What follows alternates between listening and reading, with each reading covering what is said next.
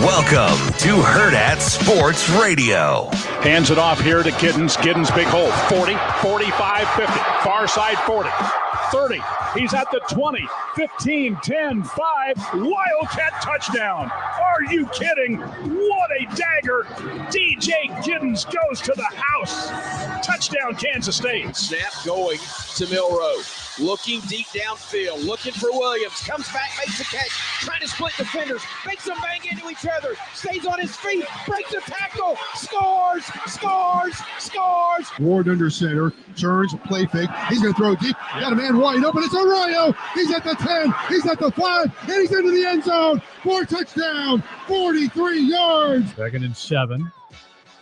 Motion to the near side. Card back to throw. There's a flag on the play. Hudson steps, throws, pass intercepted. Picked off. Bullock to the 25, 15, 10, 5. Touchdown, Nebraska. John Bullock with a pick 6. There is a flag on the play, but the Creighton Prep product has an INT for a score. Let's see if it holds up. Illegal shift. Offense. That penalty is declined. The result of the play is a touchdown. Oh, baby, fire up the DB boom box and get that turnover. Dan's going. Huskers score on a pick 6 by Bullock. Credit to Purdue. We knew they'd come to compete after they've had 2 tough weeks. Got back home playing at home. Changed up their defense, put 4 back at the edge. I hope he's okay. I think he's one of the best players we'll play against this year. I have so much respect for the way he plays, and so it looked like he got banged up.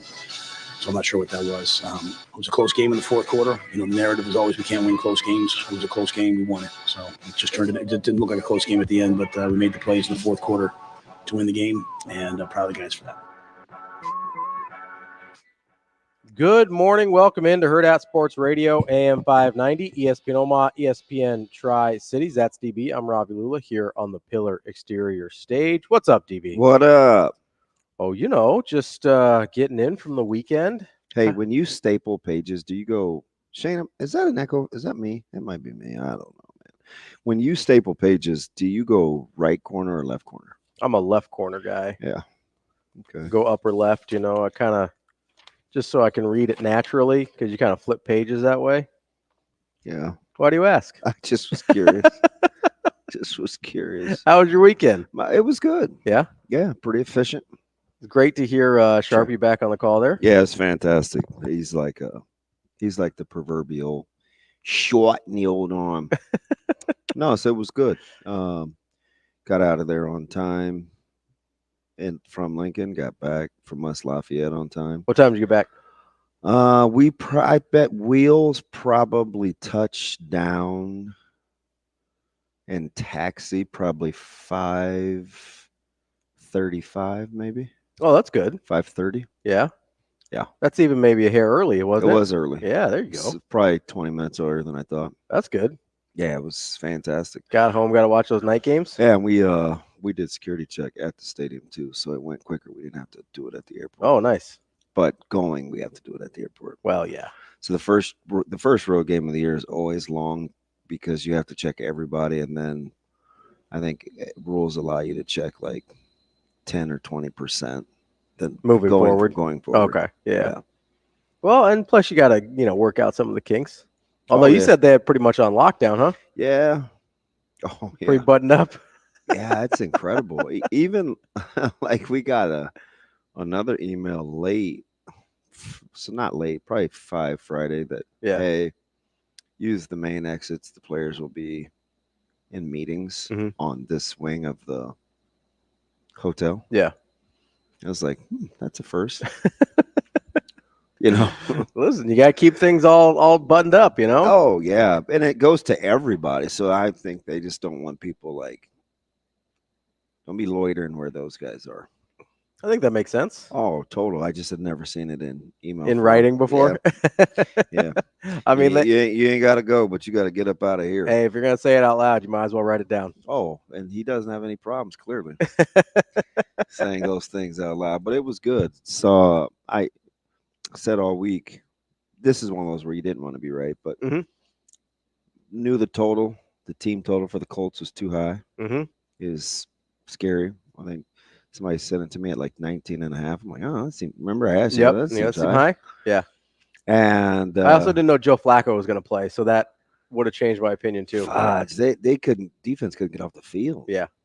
I mean, and this sounds silly to be like, oh, Joe Flacco would have changed my mind, but that's how I feel about Anthony Richardson, right? Yeah. Like if Anthony although Richardson, he had moved him down in scoring position, but that I didn't. Once he hit the fluky, he had no business throwing the first pass of the game. No, and he got away with it. And I'm like, oh boy, it's gonna be one of those days. Gonna be one of those days. So, I mean, that was fine. Argued with Micah incessantly during the Alabama-Georgia game. Kept telling me to turn the TV off. Turn it off. Turn it off. Apparently he's a big Bama guy. Yeah. But not really. He just was being aggravating. And, whether that comeback. Because this is weird. I don't know why I think Georgia's going to be the better team. You think so? I do. Just a gut feel. Well, I mean, that version of Milroe, I saw a mock draft this morning. Yeah. Now, granted, it just 3:30, so it could have been anybody's mock, but that had him in the top 12. Oof. I mean, that's the best we've seen him. But the mock also has Shador, too. I don't know if I buy that. Yeah, it's just hard. But in a weekend where I don't know. I mean, I wasn't going back and forth. I left it at okay because I could see where it was going. The Ravi Lullas, the Michael Severes, you guys are really, really good at like starting with a premise and then it gets answered and kind of, flushed out. And then 10 minutes later, something different. We got to move on. So I was having this conversation originally about, Coach Rule's verbiage about we're a growing team. Mm-hmm. And, Lincoln Lance was like, hey, well, we were a good team. Now we're a growing team. Can you be both? Yes. Well, easy. It's like, yeah. It's like I just was like, yes. And then it turned into this other stuff. So I was like, oh, okay. I'm going to let it ride because it was, I mean, you could just tell that's just one of those people that at that point wanted to get some things off his chest. I wasn't here for it. I'm not mad at him for it. But what I do wonder is, like, where do you draw the line? So, like, is Colorado, because we were just talking about Shador. So is Colorado good now? They might be. Okay. They certainly look better than most of us gave them credit for. So it's like. So is that a good win or not? How does that change how you feel about Nebraska? My point in saying that is it's pretty fluid. And those two things aren't mutually exclusive. No. Right? So, I mean, are the Jets not good now? I think they're still probably all right. What about the Niners? They finally got off the schneid. Are they? If they're healthy, I think they're good. That's been my biggest concern the whole time. So is Minnesota good? The Gophers. Yeah. Oh, the Gophers? I thought you meant the Vikings. I was like, yes. No, I know. The Vikings are good. That's easy. I think they're a tough team to play. I don't know how good they are. So is Michigan good? Better than I thought. You get the point of this exercise? I do. Okay. Perception and reality are not always the same thing. Hey, how about USC? Is USC good? Boy, did we break that down perfectly. Yeah. 15.5. I said, how's Wisconsin going to score 15.5? Got off to a good start, right? Yep. So then you're trying to match scores. Yep. I'm like, apparently they think Wisconsin's going to score. A little bit. Yeah. Right? Yeah. I mean, more than we've really seen. Because the total was in the 50s. Yeah. It was 50.5. They scored 59. And I was trying to reverse it. Wisconsin got 21. And SC still covered. Yeah. So pretty easily. Yeah. Vegas is, well, I don't know about that. We need to pick 6 late. You're right. The second half looked easy for them. Looked easy for USC. Apparently they're a second half team. They were cruising in the second half. It's kind of what they did against Michigan. Yeah. Because 21-10 at halftime, I don't know. Like I never that didn't look like a game that I thought Wisconsin was going to win, but it gets to halftime at 21-10 and you go, well, we saw it. When you can't take care of the ball, you really make it hard on yourself. 100%. And I think it's probably about time, and this is on the heels of Nebraska not being able to kick field goals. Mm-hmm. This is probably about the time where we laugh when it's the NFL and we talk about the analytics. Mm-hmm. How many weeks in a row are these coaches just going to continually leave points out on the field? Seems like a lot. You could convince me. I'm sure the book is the same, although the statistical data may be different from NFL to college about their level of success relative to 4th and shorts or inside the 30 because, place kicking is so much different. Right. But how would you like to be Jed Fish this morning or Saturday morning? I would not feel great to be Jed Fish. That was incredible. Yeah. I'm like, how are you losing this football game? Yeah, there's no, I mean, you just look at that. And if I had to guess the final score just by looking at the stats and like everything, I wouldn't have gotten close. It was incredible. I probably would have had Washington by more than 2 scores, just looking at the stats. And it's brutal. Yeah. So because they didn't even turn the ball over with 500 yards total offense to like 290. Yeah. Or 299, I think, right? Something like that. It's like unbelievable. And I guess somebody asked us during the game, at what point do you just stop attempting field goal? Maybe Washington got there. Maybe. But, I mean, they had their fair share of turnover on downs, too. Yeah. So it left me, because the only reason I was so locked into that is because I wanted to really watch Rutgers. Yeah. I actually thought Washington would win. So did I, yeah. And so I left that game thinking, Rutgers is still about who I thought they were. I think so, too. They're still I think they're going to struggle in some areas, especially offensively in terms of. Well, getting vertical in the passing game is tough. Yeah. For them. Yeah.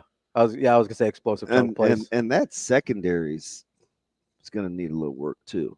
Yeah, I think that's definitely an area Nebraska can exploit. But I mean, Nebraska's got some issues of their own. They've got to figure out, because now all of a sudden, if you look at the statistics in the red zone statistics.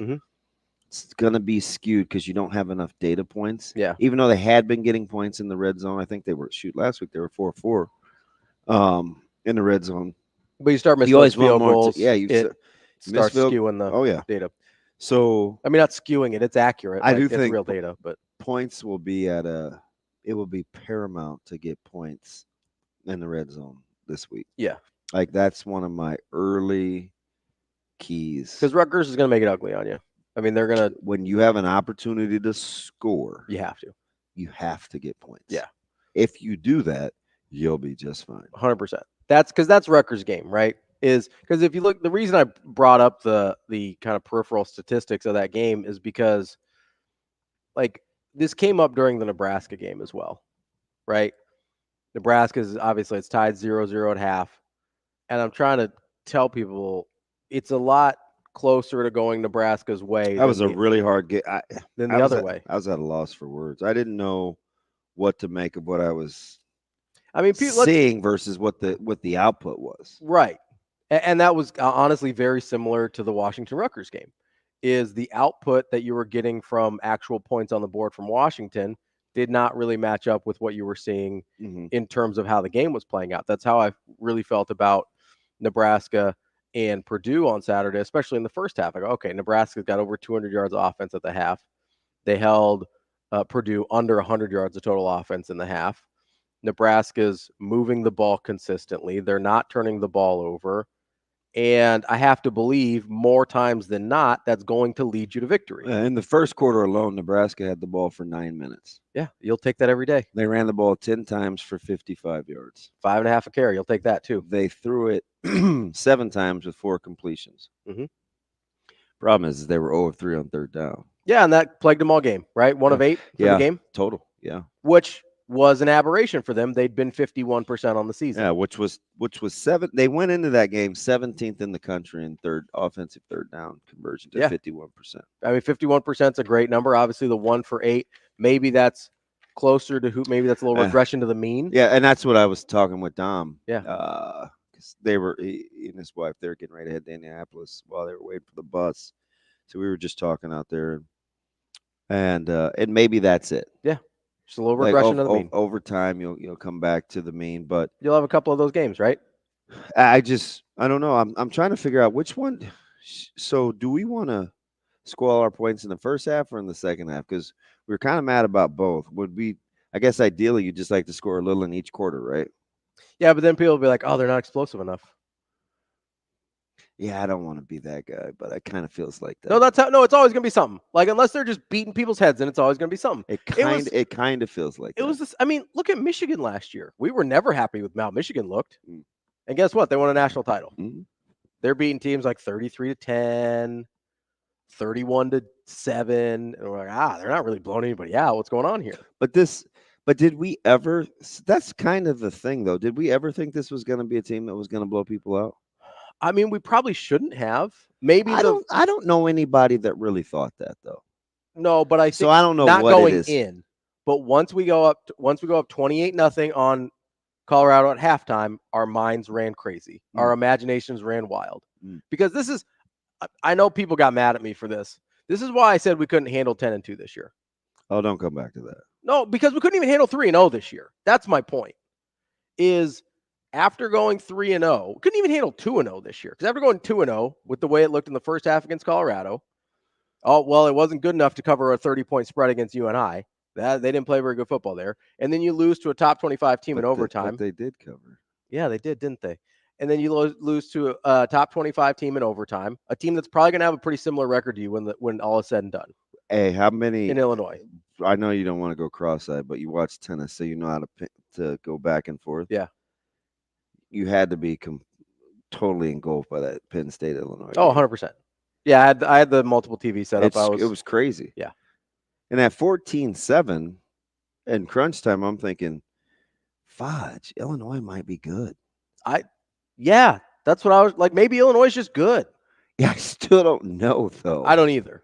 Because their offense is never going to look against really good competition. Yep. Their offense is never going to look. That's the thing. Is never going to look really good. And then people will be like, oh, they scored 31 on Nebraska and blah, blah, whatever. Right? So Illinois is going to, honestly, if as much as Nebraska's offense has struggled at times to produce points, they had 24 on Illinois. And Penn State could barely get to 21. And it kind of took the last drive. Yeah. I mean, they were at 7 for most of that game. Although that was a pretty slick play call. So maybe Illinois is just good. And maybe. I don't know. It's hard. Like if you switch out the label of Illinois on that game, like you do a blank resume and you go, hey, it's a top 25 team, 4-0, or both teams are 3-0 going into that game. It goes to overtime. You lose in overtime. Right. But you switch out the Illinois. Do people feel differently about it? You know why I don't like doing those? Why's that? Because you have to actually watch the game. I know. But I think people's perception of that game is different because of who the team is. So if it was another top 25 team with a good name, you'll take the way that game was played. Is that? I think most people would. Probably. Yeah, you could probably convince me of that. Like, let's say if it was Iowa. I mean, Iowa, because people hate Iowa so much, but they understand it a lot more if it's Iowa. Yeah. Or if it's Michigan's a bad example because they're maybe a little bit better. But if not this year. Yeah, but if Michigan goes 9-3, 8-4 this year, which I think is still on the table, and they're in the late teens, early 20s, and you go have them at home, lose by a touchdown in overtime. Nobody blinks twice at that. They're like, I wish you could have finished that one out. Maybe there's still some issues here. Maybe they don't like how the overtime played out still, but we're not having this existential crisis. Like, that's an Illinois thing. It's because it was Illinois.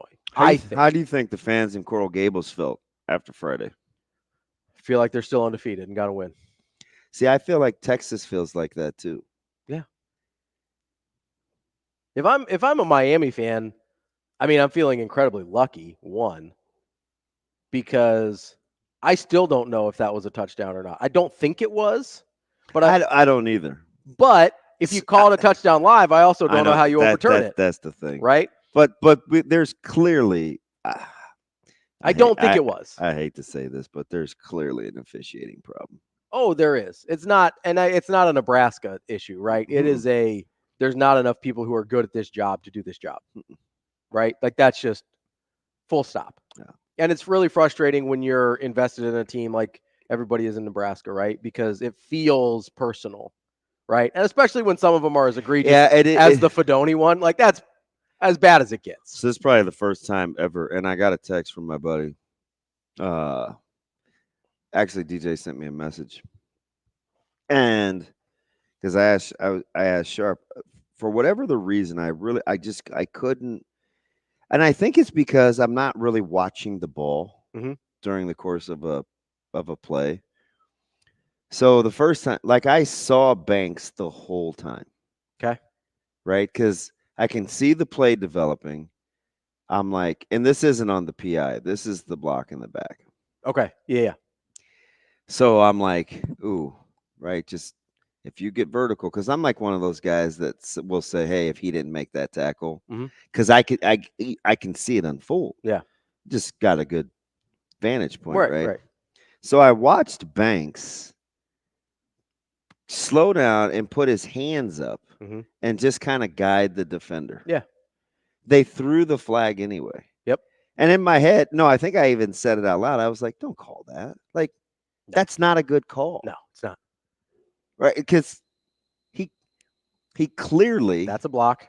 This is not. He clearly went out of his way to not push him in the back. 100%. Didn't even use his hands. Yeah. But they called it anyway. Is he not allowed to like run in a certain direction? So, you know, I'm like, okay, shake it off. But I can't help but to go back to Illinois scoring twice on plays that I felt like a lot of times those are called rub routes. Like, these receivers are so out in the open, everything they do is going to be magnified. Wait, but is it? So I flushed that for a second. Okay. You know, and then we go to the touchdown. And I'm like, wow. Did not even make contact. No. And here's the thing. Like, let's say if hypothetically entertained that it should have been on Banks. Because if you go back and you watch JB's trying to get off. DB puts two hands on him immediately. The reason they don't call that on Banks, I don't think, is because number one, he doesn't slow down. He continues with the route. He's not really in the play. But then I remember a couple weeks ago, we were talking about lines of scrimmage catches, and we were looking at a wide receiver on the other side of the field in the replay. So I'm like, I'm not sure what's going on. Yep. Neither are they. But here's the thing. The whole time, I never felt like behind the line of scrimmage or not, if it was on Fedoni, it was irrelevant. Yeah. Like, that didn't even matter. Yeah. And he clearly tried to get out of the way. So I couldn't. So it was really bugging me. He clearly successfully got out of the way. Like, he did not make contact. So it was bugging me. And I said to Sharpie, I'm like, man, I can't. This is like leaving a bad deal in my mouth, because not all missed calls or bad calls are created equal. Some literally take points off the board. Take points off the board. Or nearly put points on the board. So those are the ones that, like, I tend to remember, right? I don't nitpick over a hold here or you know, a misface match. Like, I don't really get into that. And he said the thing about this DJ, he goes, the thing about BCD is that people forget is it doesn't mean that you aren't right. It just means that it won't change. Keep playing is the best action. We will preserve. So immediately I had to recalibrate. Yeah. Right? Because I'm like, you know, you're right. Yeah. Like, just shake it. Not going to change anything. And I don't need to be right. I just want them to know that you got to be better. Yeah. And that's, I think, a fair ask, because it's been pretty bad. It was crazy the whole weekend. Because then I watched these other games and I'm like, oh, fudge, they're letting them play. Yeah. I mean, go back to Illinois, Nebraska last week. That's a totally different officiating style. They let them play, and they weren't good either. But it was physical, though. Coming up next, we'll set up the show. We'll get to more Hurrdat Sports Radio. We will be back.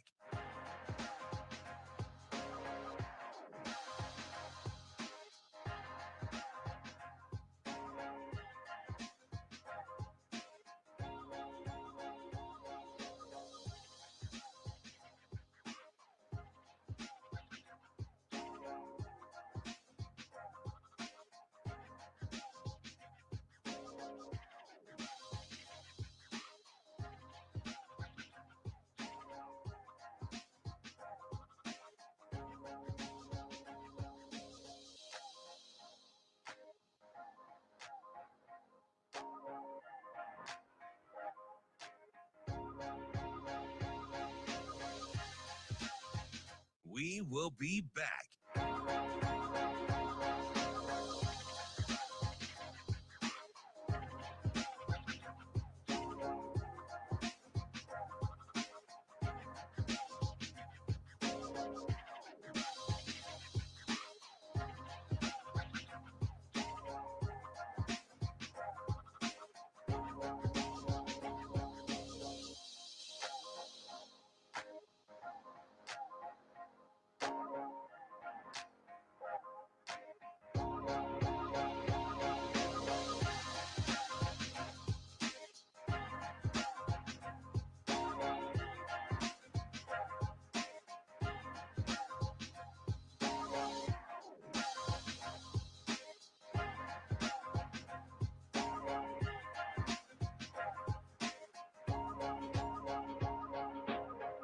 We will be back.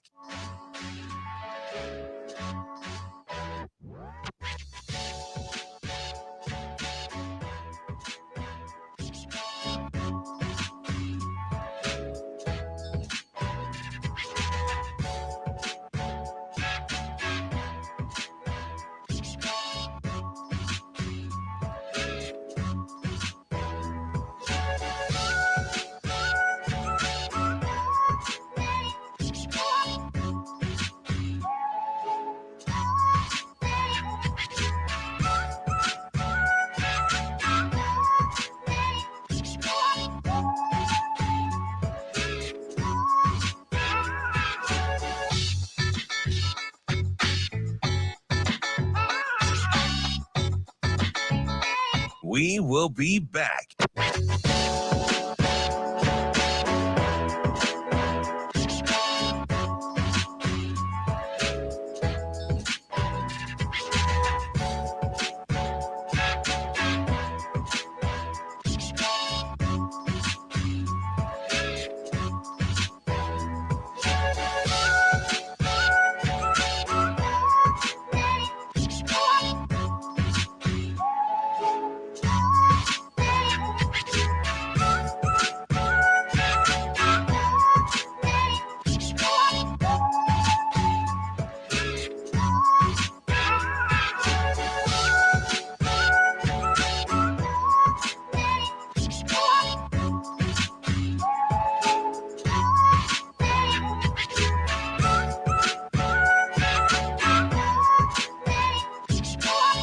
We will be back.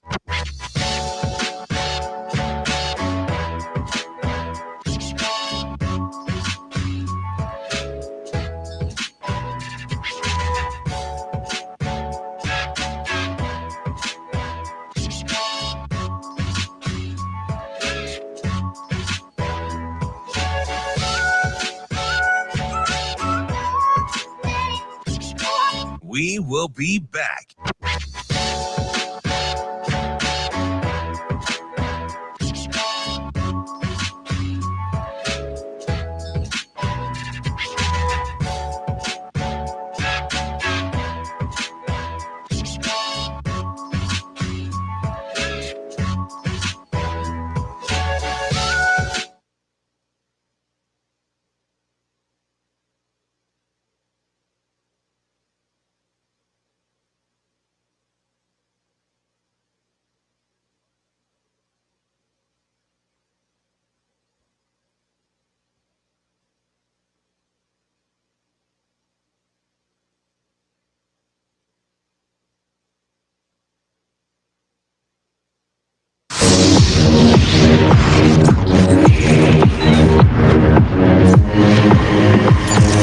You're listening to Hurrdat Sports Radio.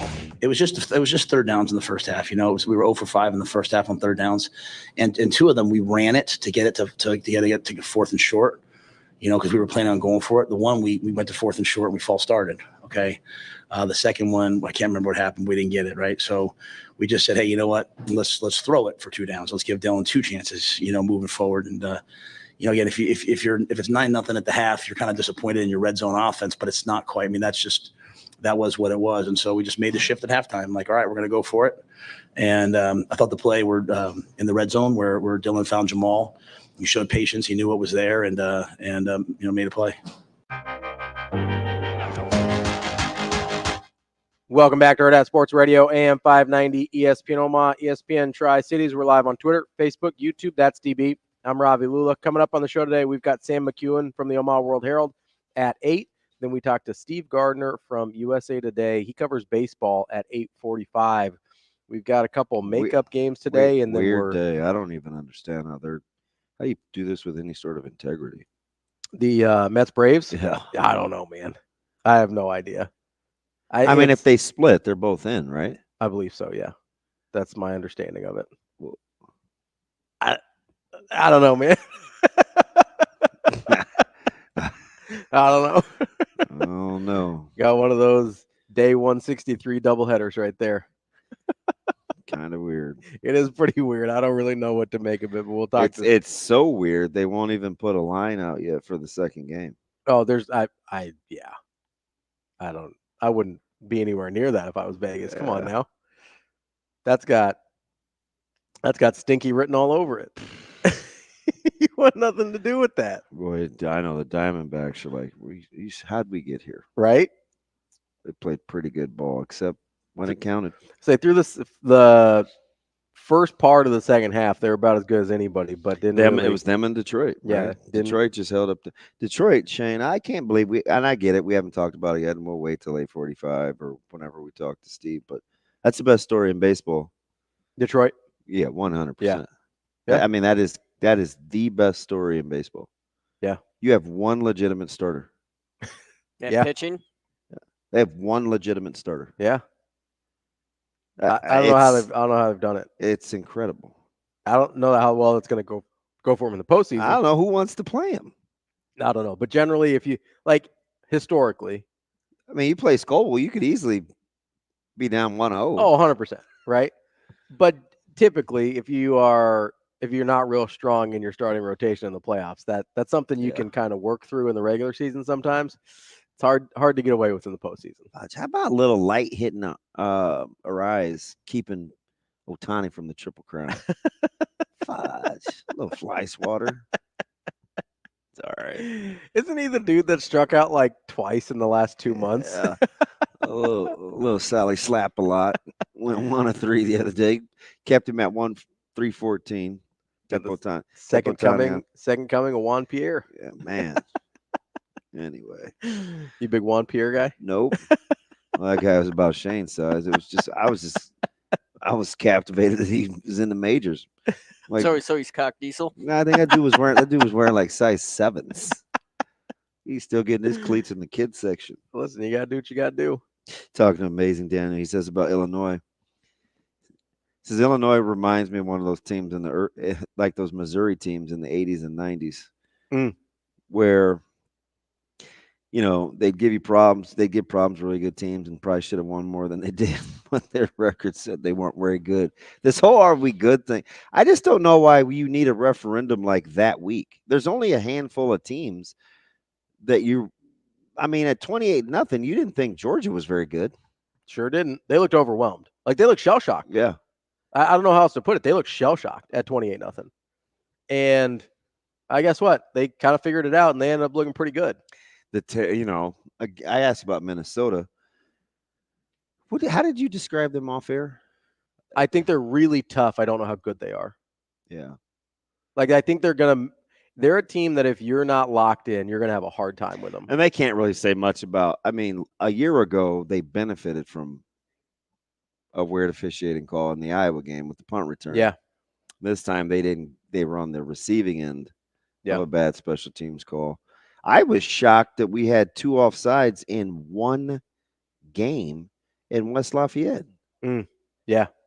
I'm like, how are you offsides on kickoff? And then Nebraska turned around and did it. I don't even know if I'd twice in one game. That's hard to do. You can go an entire season not see it twice. And then it's like, oh, wow, Minnesota goes offsides too. Oh, wait, no, they didn't. But I could at least see it I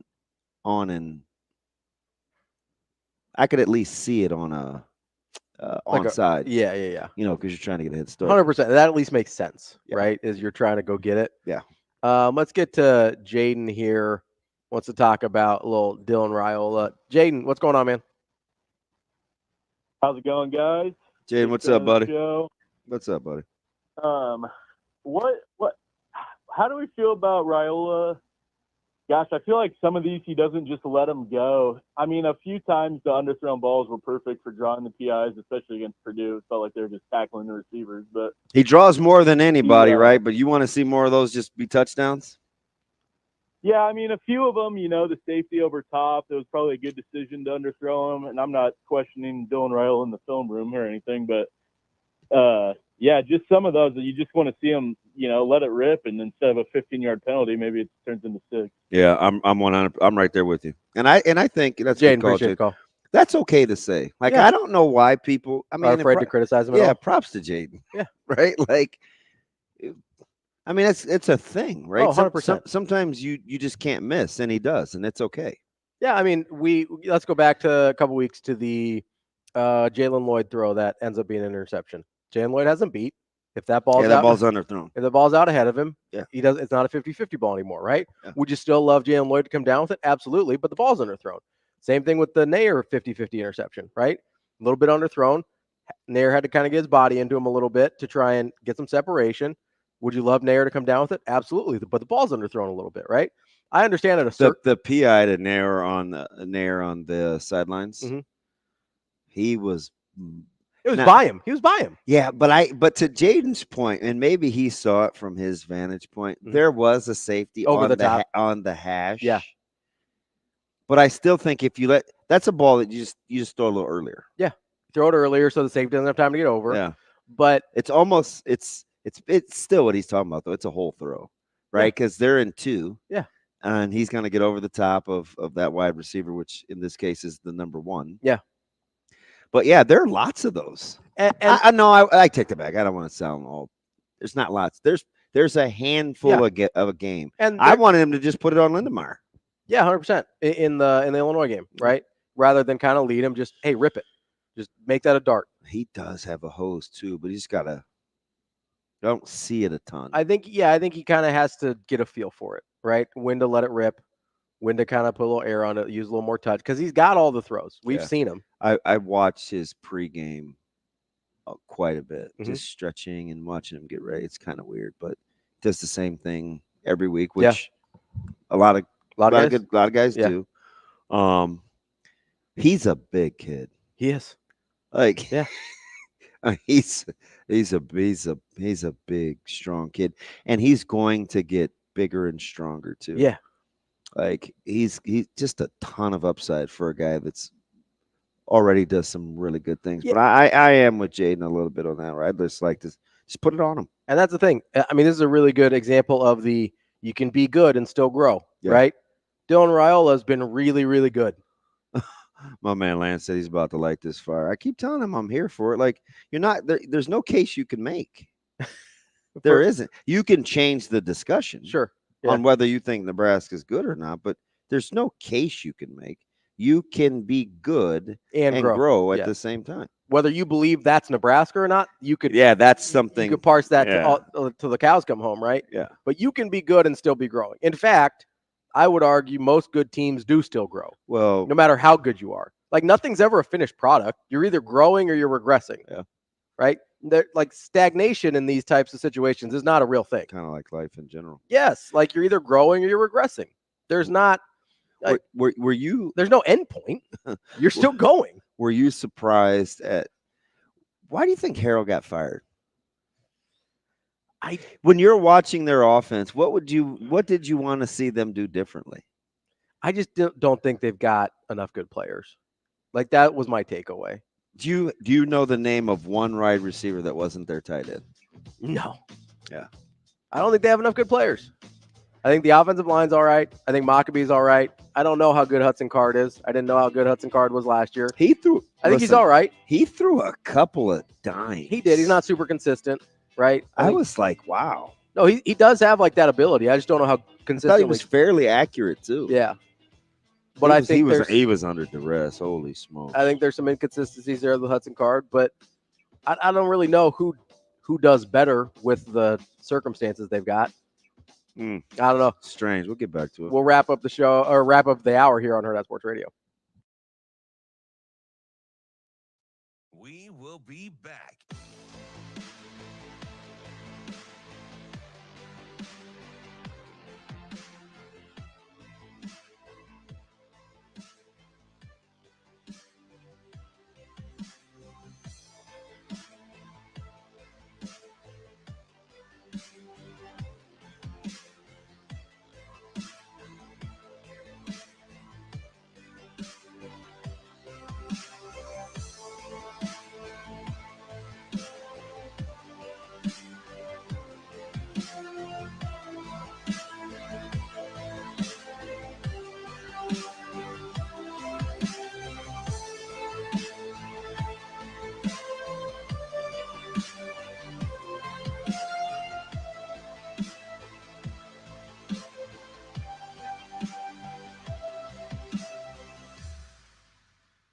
We will be back.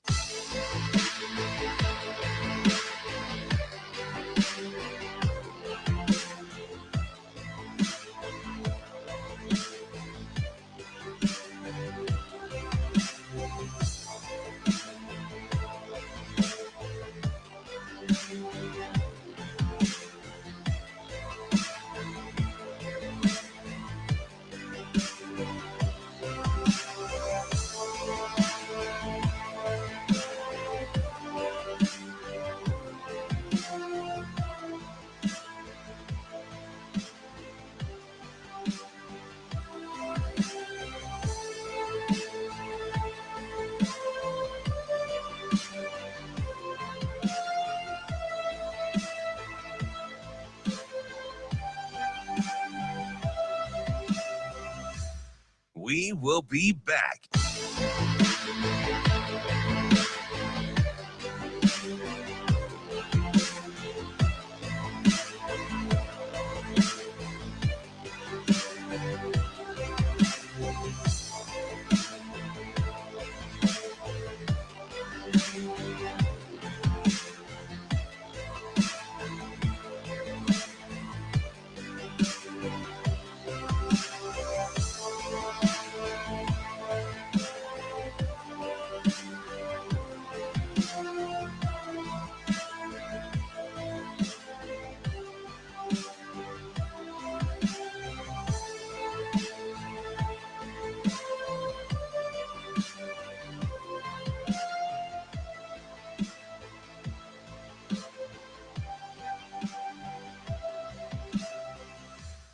We will be back.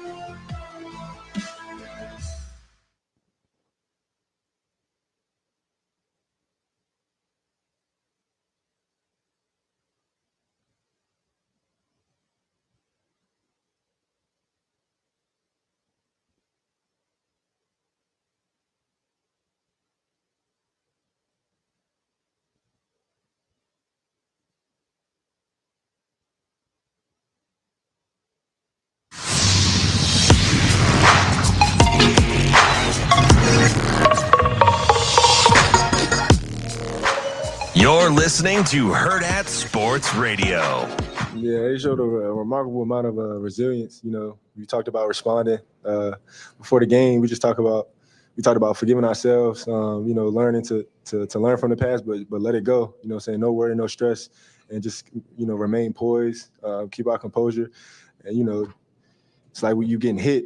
You know what I'm saying? You're getting hit with that left hook, and then all you got to learn to put that right backhand up, and then we struck back with that left jab. So it was cool.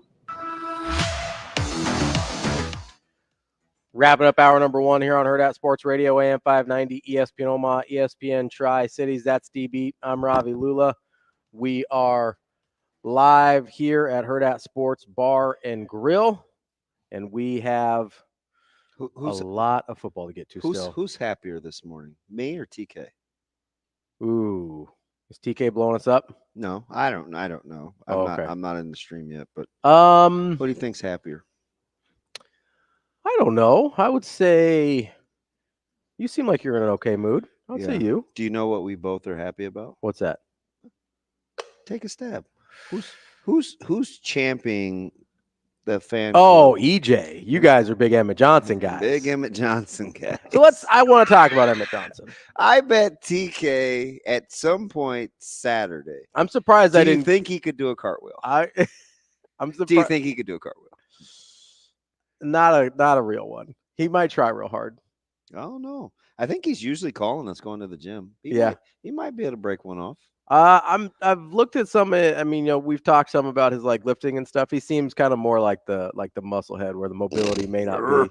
The mobility may not be his top try priority. to be intimidating in the courtroom or what? Yeah, you never know, man. It might work out. But no, you and TK were both on that EJ train for a while. Oh yeah, hot minute. This isn't just this year. So I do want to talk about the running game here, because would you like to talk about the running game? Hey, could we maybe talk about the running game? Yeah, because people had a lot of consternation about the running game, especially in the stopping it or running. No, about actually running the football. Because if you had consternation about stopping the run against Purdue, I don't know what you were watching, because Maccabee didn't get anything. No, I meant going in. Oh, going in, people definitely were. Yeah, especially guys like Lance. What did you? No, I think Lance. So I think Lance was cool. I think Lance was better on Nebraska's defense than most were, unless he was talking out of both sides of his mouth. I don't know. To me, this is LB, right? Yeah, Lincoln Lance. Yeah, but to me, he was like, he even said, "Hey, I'm kind of chill on White," like, and then he gave some stats. Yeah. I don't think he was like. Well, I don't know, because Friday night he's sending me clips of Rutgers running back being like, "This is why Nebraska's going to be 6-6." Oh no, he wasn't. Oh, I'll show you. And I go, "Oh, they're going to be Lincoln Lance." Yeah, and I'm going, "Oh, they're going to be 6-6 because Washington can't tackle." Wait a minute, Lincoln Lance was doing that. Yeah, 100%. Oh my god. And I go, "Oh, they're going to be 6-6 because Washington can't tackle. How does that work out?" And he's like, "This guy goes for 150." I was like, "He went for 200 against Akron and 160 against Howard." I'm kind of surprised. I was like, honest. He went for 3 yards. He must have been trolling. I mean, he trolls me all the time. Or drinking. Maybe a little bit of both. But Maccabee was coming into this game averaging 7.7 a carry. Does Lincoln Lance, Shane, we don't know. Does Lincoln Lance drink? There's nothing wrong with drinking. I drink the Kool-Aid all the time. I have no idea. But I'm saying, Maccabee come on, Lance. Maccabee comes in that game going for 7.7 a carry. I watched that game thinking, man, I hate the transitive property, but we are about to be okay against Rutgers. Yeah, that's kind of what I walked away with too. But anyway, go ahead. You can talk about EJ in the running game if you'd like. Maccabee went for 3.2. That's like 4.5 yards. And they bottled up Love too. Per carry, under his season average. I don't know if does that mean they're okay or not? I don't know. But maybe Caliac Manis scares you more than Hudson Card. Oh, Caliac Manis is playing all right. He's doing all right. I don't know if is he significantly better than Hudson Card? He ain't Joe Flacco. He sure isn't. Knock it off. Who would you? Okay, put these three in order: Luke Altmaier, Hudson Card, Caliac Manis.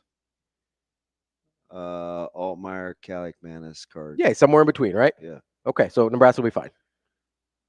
Yeah. Nebraska plays how they played against Purdue. They'll be fine. But you're worried about Monungai. It sounds like I'm not. It sounds like something you could catch. Lance, no, that's meningitis. That's a fever. Oh, my bad. Monungai. Yeah, I think you're thinking of. Let's hope we don't have a case of the Monungais. Yeah, hopefully we don't catch a fever. No, but I want to talk about the run game. I don't want to just troll Lance here. I can't believe he was sitting. I'll show it to you in the break. Dang. If I can find it, my mentions I might have to think differently of him though. My mentions were a little wild over the weekend. So were they? Yeah, I made a couple comments. Weird. I don't think they were snarky. I just thought they were funny. Okay. With the he is worried about Monungai. Yeah. See. No, but that doesn't mean he was going out of his way to troll you. I'll show you that. He did. He sent me a video and tagged me in it. Let's go. I don't know what else. And he goes, he literally said, "This is why Nebraska's going to be 6-6, or why he thinks they're going to be 6-6." Okay. Anyway, let's talk about the run game, the run offense this time. Okay. Not worried about the Menengue fever yet. So, can it be as simple as the way this offensive line run blocks? Because the offensive line didn't change from first half to second half, right? No. Same guys. Yeah. Same guys they've been the last two games. Mm-hmm. We got a third string left tackle who's actually doing all right. We feel okay about it. We're gonna have to stop attaching that to his name. Well, I'm just doing it because Rule did. Okay. Rule said third string left tackle on the road. All right. But he looks like a starter to me. Mm-hmm. I mean, does he look better than Corcoran did this year so far? Oh, it's comparable. Yeah, I mean, that's pretty good. I'll take that. But anyway, so you got third string left tackle. You got a second string guard, although Latovsky was like a co-starter almost. But that's not the guy that they planned on having in there. Mm-hmm. Right? And that's who you had the whole game. First half, can't run to save your life. I think they had 30 yards rushing in the first half. Second half, EJ starts getting the ball. Can it be as simple? Because this is my theory. Can it be as simple as Dowdell needs holes. I've already said this.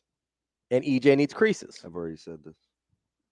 Is it that simple, though? Yeah, running backs can help out offensive lines. Regardless of who you insert as a name, yeah, running backs can help offensive lines quite a bit. And I said the same thing about EJ as that I said last year. He needs the least amount to go right up front to be the most effective. 100%. Yeah, that's a thing. Like that, it's that simple, though. It can be. In this situation, you still got to move guys again, but like, yeah. But I'm operating under the assumption they were already. It's what I always used to say about big backs versus small backs. I'm like, just because a guy's a big back, you know who I wouldn't want to use in short yardage? Who? Derrick Henry. Mm. Do you know who I would like to use in short yardage? Who? Alvin Kamara. Not huge. I like guys that can find small spaces. Yeah. And sometimes bigger guys have a hard time doing that. Yeah. Getting skinny in the hole, as they call it. Although that cut that your boy hit last night on the Bills was D. Henry? Man, he put the leg in the ground and got busy. He's too fast to be that big. Did you see the little subtle cut, though? Yes. He moves so well for him to do that. It's unreal. Yeah. And again, all four of those backs, they have their strengths. Yeah, they have different skill sets. You just have to utilize them based on what you're capable of doing up front. And I think EJ makes the most sense with what they're capable of doing up front. Because I'm operating under the assumption that they're moving guys some, right? Yeah. They may not be moving guys to the point that it works for Dowdell all the time, but I think they're moving guys some. And we saw before. I need to go back and see how right-handed he was when Mazuka was back playing Dowdell. That's a good question. I don't know, to be honest. I don't either. That is something that but I hated having to go back and watch on Peacock yesterday morning early because they make me watch the commercials. Yeah, I don't like that. But you know the other thing that I'm sure Dan Osborne's a great guy, but man, every 6 seconds. What's the thing I brought up with Dowdell earlier in the season? Vision. Before that, I don't know how much better he looked with a lead blocker. Oh yeah, right. Yeah, so we can get into that. That's a dry race board segment. Nebraska got a little creative in the run game. Let's get to Lincoln Lance. So he's got some Purdue messaging. I don't know what that means. What's up, Lance? Hey guys, what could be worse today is Florida State fan. I mean, they're 1-4, right? They just got great. So he is. My God, he is trolling you. They're not good. Talk about a growing team, my boy. That's a growing team. No, that's a regressing team. They keep getting worse every week. Lance. Oh, Lance, knock it off. When you said, be kind. When you said Nebraska fans couldn't handle 10-2, I was like, man, he's probably talking about Florida State fans too, because they went from undefeated to, it's time to go to the AAC. So, I'm not ACC, AAC. So, I talked about the Purdue game. That's a game that was closer to like a 49-10 game than a 28-10 game. I actually agree. I figured. I mean, you told us all week last week how Purdue was a bad football team. They are a bad football team. Did anything on Saturday change that? It's hard to come back today and be like, hey, they're better than we thought they'd be. No, they're a bad football team. All of our issues. And this is something that I talked about a few weeks ago when I said it's hard to win a lot of games when you are really good at defense, which I think we are. Which I alluded to Damon, which Damon, I don't drink. I'm a non-drinker. I was gonna ask. You don't strike me as the type. No, I did have a friend though that was at the game, and he pounded down about 4 beers in that second half. I forgot it. Like I can't handle it. I forgot it was a wet campus. It was a mess for some of those Purdue fans. Those engineering students got to stay loose. Man, KU back in the day, they used to pour it on going into that stadium back when Damon played. So, but my thoughts on the game is like Damon, I'm a big EJ fan. I saved a lot of heat the last year not being a huge Dowdell guy, and this is going back to when we recruited him. I think he just needs some time. My issue coming out of the game is, and I was happy with the outcome of the game, is that I think sometimes we struggle as a fan base when a coach tries to message through the media. I think it's really hard to sometimes know if he's talking to us or to his team, which I think some people have alluded to, that sometimes he does that. And I do enjoy Coach Rule, and I actually I'm not going to beat up on Coach Satterfield because there's some things this team does really well. They have balance in offense. They seemingly always have a good chunk of yards. I think he saw that we're deficient at running the ball to the outside and creating big plays. So they're using Corey Barney to do that. Yeah. And so there are things that they do really well. One of the things that they don't do well is in the red zone. Some of that's special teams. And I mentioned a few weeks ago, you can't win a lot of games being great.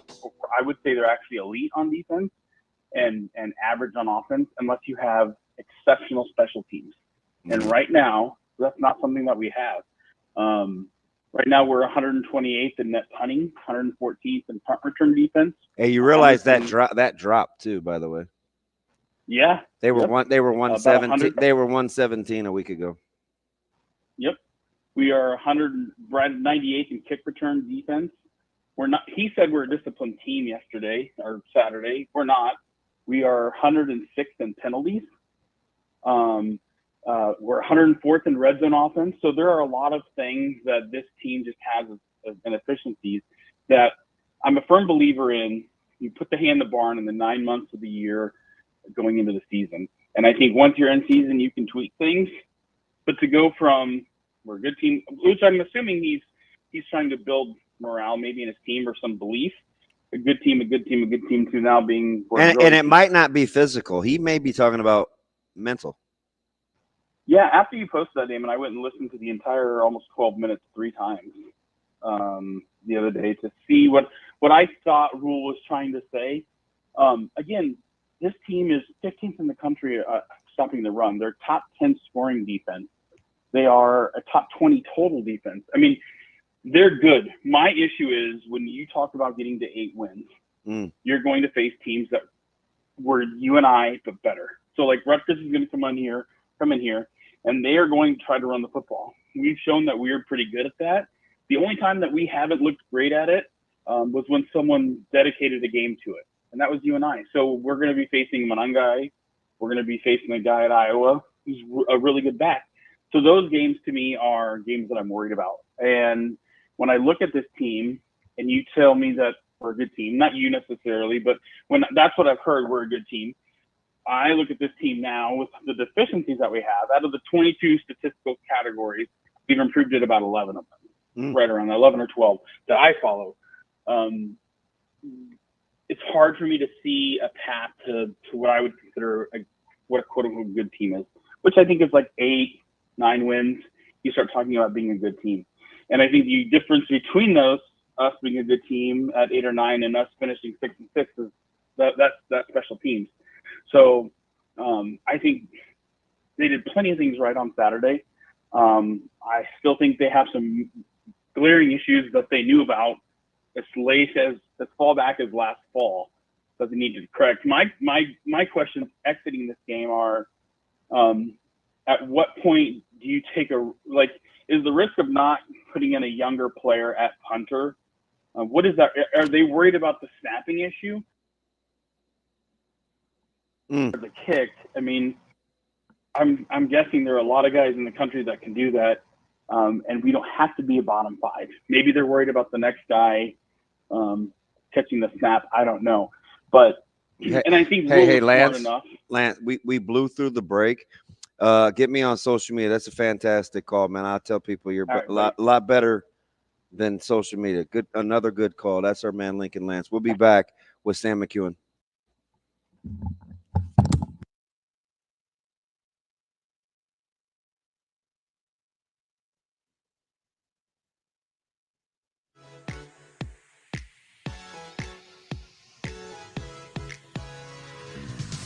You're listening to Hurrdat Sports Radio. Here is the sports editor for the Omaha World-Herald, Sam McKewon. That's fine.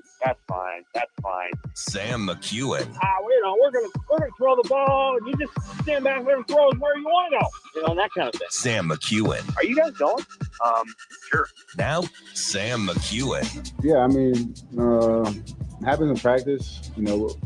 We have one of the best defenses in the country, and sometimes practice doesn't go our way, and we just stay the course and we keep grinding, and we know that eventually, one's gonna pop, and it's really just our motto. It just takes one play. And I couldn't tell you what one play got us going, but once we got it going, we couldn't be stopped. Kicking off hour number 2 here on Hurrdat Sports Radio, AM 590, ESPN Omaha, ESPN Tri-Cities. You can also catch us on Twitter, Facebook, YouTube. That's DB. I'm Ravi Lulla. We're joined now by Sam McKewon from the Omaha World-Herald. Sam, how are you this morning?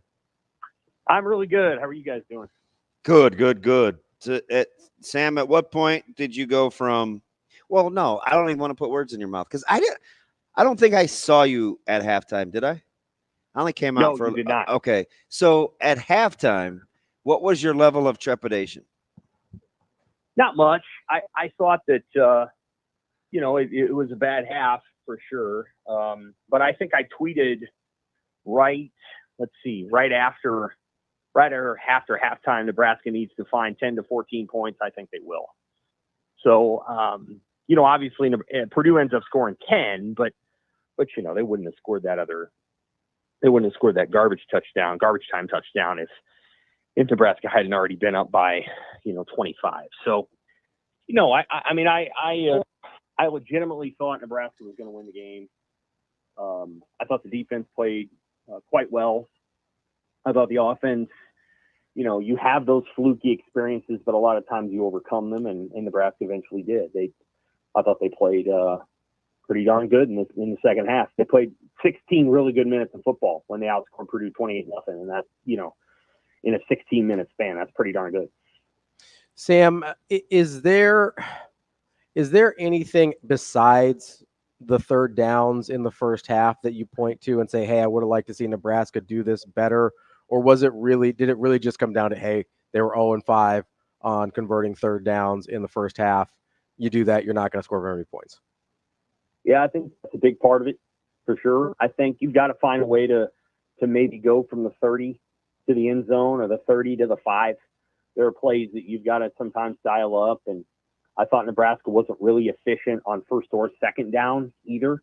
They did have 2 third and shorts that turned into whatever, longer plays because of false starts. But yeah, I think you've got to find a way to be a little bit more efficient on first and second down. Third down obviously remains an issue. It remains an issue on defense too. Getting off the field. They're giving up about 40% on third down, and the team that's coming in here on Saturday, that's probably not going to get it done. You have to be better. Rutgers is a team that can make you pay for letting them extend drives. So Nebraska's going to have to find a way to get Rutgers off the field faster than it did against Purdue, for sure. Yeah, the weird thing about that, though, Sam, like in its totality, Purdue was over until that first drive in the third quarter when they got 3 in a row. So right. I felt like until we get – because I'm kind of with you on – because I think they went 3 of 5 in the third quarter alone, but only finished with 4 or 5 during the game, 5 for the game, right? So when I look at that, I'm thinking – do we have enough data or how much? No, they're actually 3 or 4 in the fourth quarter. So that made them 7 of 15. 7 of 15. What I got them at, yeah. After going over in the first half. How much data do you think you need relative to how a game goes versus where you want to make like a generalization about a team, right? So, Nebraska's offense was 51% third down conversion rate going into Purdue, but they were only 1 of 8. So you're going to look at those stats this week and say, well, Nebraska is X% on third down conversions. Right. Right. How do you know, or how do you feel like we have a good idea on when a team is trending in that direction? Well, I think for one thing, you get more data as the season goes on because defenses will adjust to what they've already seen on camera or on tape. So you wouldn't have expected, for example, UTEP and Colorado to have the best understanding of what Nebraska is trying to accomplish and what Dylan Raiola is capable of. UTEP would have had no idea. And so the offense that Nebraska trotted out over the first month was completely different than the offense that Nebraska trotted out last year. So you're going to see defenses adjust. You're going to see them face better defenses as they go along. So Rutgers is a little bit better than Purdue, maybe a little bit more than a little bit better. I think Indiana's about there. And then the last defenses you're going to face are pretty good, with the exception of UCLA. Although I think UCLA's defense is probably not bad too. So, I think I think as time goes on and defenses adjust and they say, okay, this is what we see on camera, this is what we see on tape, they get a little bit better at slowing you down. And so you have to have a curveball. So I tend to take a little bit more stock in Big Ten stats because those coaching staffs are paid more money and tend to be more effective at, scheming you up and knowing how to slow you down. And I thought Purdue had some adjustments for Nebraska. Purdue's offense didn't have a ton of adjustments, however, and I think that's why Graham Harrell got fired yesterday. Is they obviously just were not doing some of the things that they want to do. They didn't hit any big plays, and Nebraska did hit some big plays against Purdue's defense. Sam, obviously there's been at least against Purdue, there was a pretty big difference between how Emmett Johnson looked as a running back versus how kind of everybody else has looked as a running back for Nebraska, maybe with the exception of Dowdell against Colorado. What do you make of kind of those drastic differences we've seen between certain guys in that position? Emmett is the one guy, I think, out of those four who can make other people miss and consistently do that. And he can do it because he's elusive and because he's maybe a little smaller. Dante Dowdell's not going to make a ton of guys miss. Nor do they want him to. I think they want him to punish the defense. And so, that's his job. I think Ramir Johnson has never been the most elusive guy. He's more of a straight line guy. And then Emmett Johnson is a little bit more elusive. And I think we're going to see him continue to play more. I think going into this game, he needed to. I told Damon that. Yeah. And, and I asked Rule about it a couple different times. Like I've been a little surprised by his being on the bench. And so I think this game will get him a few more opportunities. He has been a good back for Nebraska. I just haven't had a lot of issues with his production on the field. I'm sure there's been some moments in pass blocking. I know that was a concern of theirs, but there's value in what Ramir Johnson does for sure. He's a downhill guy in an elusive runner frame. The best way to put it. Like, he loves contact. He loves running straight downhill.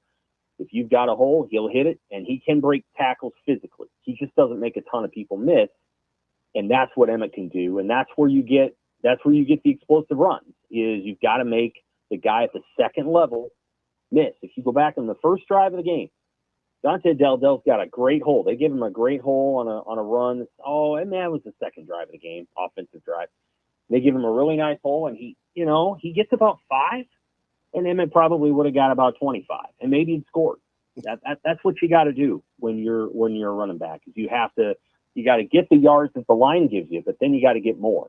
And anybody who's watching, for example, the Boise State running back who's incredible, and the Iowa running back who's incredible. Hey, he is so good. Yeah, the Boise State guy. Yeah, he really is. I like Caleb. I like Caleb Johnson too. Yeah, I love his style. Yeah, he's a really good story too, because this is not a guy that came into college the finished product. Yeah, right. Like he was a nice player. That's kind of why I like him. He's been through it a little bit too. Right. So he's developed to this point. Like, and a lot of times what people want is, well, just give me the running back that's great from the day they walk on campus. And they're a 5-star who, the guy, Bijan Robinson, who I think was probably good from day one. Caleb Johnson has grown into this player, and now he's going to be, I think I was going to give Ohio State a real challenge this weekend. I really do. I think Ohio State better be ready, because I think this is the best Iowa team I've seen in a while from an offensive standpoint. And I think Iowa's defense will find ways to slow Ohio State down. So people will get to see Caleb Johnson this weekend, and I think they're going to find that they're pretty impressed. I hope you're right on that. I can't believe I'm going to cheer for Iowa, but I am.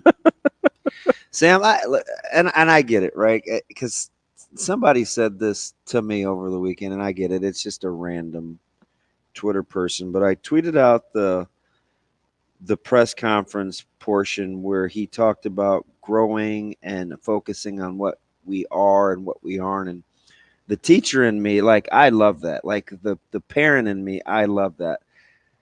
And so I'm going to say this knowing full well, it's like, oh man, you just like the guy. But that's not really why I would love to give some grace, or know how much grace you want to give. How much of the officiating problem can you watch and know that it's part of the game, it's human fallacy, but understand the level of frustration from coaches across the country? I mean, I at this point, I think it's probably a larger conversation with the league and the coaches. Yeah. I don't think what we're seeing is solely bad execution. Although, again, Iowa and Minnesota are finding a way to avoid a lot of these issues. I think it's because of the offenses they run. But you're going to see. I think you're going to see a deeper and tougher conversation, especially after James Franklin and Brett Bielema really lit up the coaches, or lit up the officials. And, again, the reason I asked Rule the question in the press conference, and I said, this is not the only Big Ten game where this is happening, and that's true. If anybody watched the Washington-Rutgers game on Friday night, it's just a mess. Mm-hmm. I mean, the games are very disjointed. There's tons of flags. I don't know that people know exactly what they think is going to get called. The games, now the NFL's had some games too, and I think you're dealing with less experienced crews. But yeah, there's just stuff going on that's just not the way that it probably ought to be. And some of that has to do with blocking. Some of that has to do with players reporting, other things. The management of the game just needs improvement. And, I don't think Matt Rule was the angriest coach of the weekend in the Big Ten. It wasn't even close, but I still think that sometimes people are like, well, they kind of vibe off his personality. And I'm like, did you see that? Like the guys, when they converted the screen on 2nd and 29, like he got the butt tap from his players. Like, hey, man, we got your back. Mm-hmm. Like I look for little things like that to know if the players are vibing with their coach. And they absolutely are. The holding penalty on Jamal Banks there, the one that he got mad about, I understand why. So the guy's back is to the play, the Purdue defender.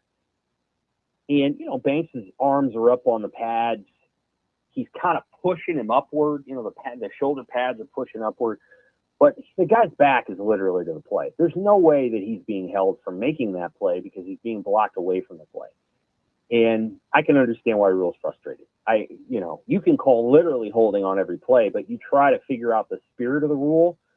And for example, the spirit of the rule is the one that got called on Scott against Colorado when Ramirez scored the touchdown. That was holding. Oh, when he drove him to the ground. Yeah. Well, yeah. I mean, no, I know. It was holding. No, I'm with you. And that was, people didn't like that call, but that was holding. The one with Banks, I'm not exactly sure what you're calling there because, again, he's blocking the guy, but he's blocking him kind of with his back to the ball and all kinds of stuff. He wasn't preventing him from getting to the ball. And so and then the pass interference call was a bad call. Again, what I tweeted was Fedoni stopped and then he kind of dodged him. And you know what? I just run the whole route. And that may be a teaching point. Sam, tell that to Isaac Gifford when he gets picked off against Illinois or like. That's right. Do you know what I mean? Like we see it. I watched Dallas Goedert in an NFL game go for 70 against the Saints on the same thing. Like, what are we doing? Guys don't have to it's not their responsibility to run the routes the way we want them to run. If I'm not impeding your progress by running into you, don't throw the flag. I agree with you. And I'm a defensive guy. It pisses me off, but still. It's possible that they thought that Fedoni actually hit him because of the way that he reacted. I think it was because Walters was in their ear. If you watch him on the sidelines, he's calling that play out, and they throw the flag almost immediately. It was incredible. Yeah, that's fair. And the Purdue defender, I thought he stumbled kind of on purpose, but other viewers, because I was watching the game on Peacock on my phone at the game, as well as watching the game live, because the Peacock feed's like a minute behind. And so other viewers were like, no, he just stumbled. I don't know. I thought the Purdue defender did a nice job of seeming like he got set up there. All that said, Isaac Gifford did get picked. He did get picked against Illinois. He was so far away from the play that, again, I don't think it was his responsibility to cover that guy. Maybe it was. I don't know. but he got picked, and that should have been called. Thomas Sidoni didn't pick anybody, and he shouldn't have gotten penalized. I would just run the route. I don't know that you need to stop, but maybe he stopped because he was supposed to sit down in the zone, and if Johnson was adequately covered, then that would have been the route or whatever. It's hard to say what exactly was going on there, but the officiating has been a real issue, and Matt Rhule is right to be frustrated. I think all of the Big Ten coaches are probably really frustrated with what's going on right now because it's not the way they want it to be. It's just not. There's too many flags, too many. Sam, it's you can kind of talk me off my emotional high if you want. You kind of balance me out sometimes. I'm a huge Bullock guy, right? Big John Bullock guy forever now. Yeah. You gonna talk me off of that ledge, or we gonna celebrate together that this guy's pretty good? He's great. Yeah, he's good. He makes 3 or 4 plays a game that are just difference making plays. So he's had a really, really good season. I think he's playing as good as any Nebraska interior linebacker has played in a while. And, Luke Reimer had a really fine 2021 season, very excellent. But I think Bullock's right at that level and maybe past it. He's a no-nonsense guy. He doesn't try. He's like Luke that way. These aren't flashy guys, but he plays hard. He hits. He's good in coverage. I think that's one area where, Reimer was okay. Henrich, could be good. He could be whatever. Bullock's really good in coverage. He's made plays in coverage. He forced the pick 6 for Tommy Hill by taking away Travis Hunter on that play, and Shedeur Sanders had to throw it to the sideline, and then he got a pick 6 of his own. So, yeah, he's the best player on the defense. Isaac Gifford's, great too. I think Bullock's had the best season though so far of any of the Husker defenders, and hey, I thought Nebraska's defensive line played a lot better too. I did too. Illinois was not their favorite game, but I thought Nebraska's defensive line played its tail off and played really hard. Now they're going to play a team that does not care. They're going to keep running the ball. They don't care. And so Rutgers is going to run at you and run at you and run at you, and they're tough. And Nebraska's defensive line is going to have to pack a lunch because it's going to be hot, and they're going to have to play a team that knows who they are. And Rutgers, I don't even think has much of an ego. I don't think. I mean, if they lose the game, their fan base isn't going to be devastated. So they just kind of go out and do what they do, and they're comfortable with who they are. And if they win, they win, and if they don't, they're frustrated. But I don't think it's like the end of the world. So Rutgers is going to go be Rutgers, and Nebraska is going to have to match the physicality and match the edge that Rutgers likes to play with. Saturday won't be hot. It's only going to be like 82, 83. It'll be fine. Well, it'll be 85, and it's the hottest part of the day. It's going to be hot. Oh, poop. It's gonna be a long afternoon. Maybe the forecast will change. No, but that's how Nebraska. I don't know. I think Nebraska can run the ball on Rutgers, but they're going to have to They're going to have to stop Rutgers' run game. Rutgers is going to have to prove that they can get vertical in the passing game. If Nebraska doesn't have to play it honest, I don't know, man. I think this is a good matchup for Nebraska, and I'm not even on the Homer network yet. This is just like regular radio. I think it's a good matchup. Weeks. Is Indiana a bad matchup? So I don't know yet. I have to really watch Indiana up front because stuff comes out quick and it's a little tempo, and I have to watch Indiana a little more. I'm kind of like Nebraska in this, just one game at a time for me. Although I did watch Rutgers twice, once live, and then yesterday or last night. Their inability, there's 2 things that bug me about them if I'm a Rutgers fan. They can't get vertical in the passing game, and they're not very good defending the pass. I'm not sure that's a great recipe for Saturday. Right? I mean, we can talk about Monungai, and he's legit, right? You're going to see counter and power and some blast, and it's not fancy. But I don't know, man. If you want to play that one in a phone booth, contrary to popular belief from the UNI rhetoric, Nebraska was way better against you. UNI is still averaging 202 yards a game in FCS. They came into the Nebraska game averaging over 300. Nebraska held them to 136, and we lost our mind.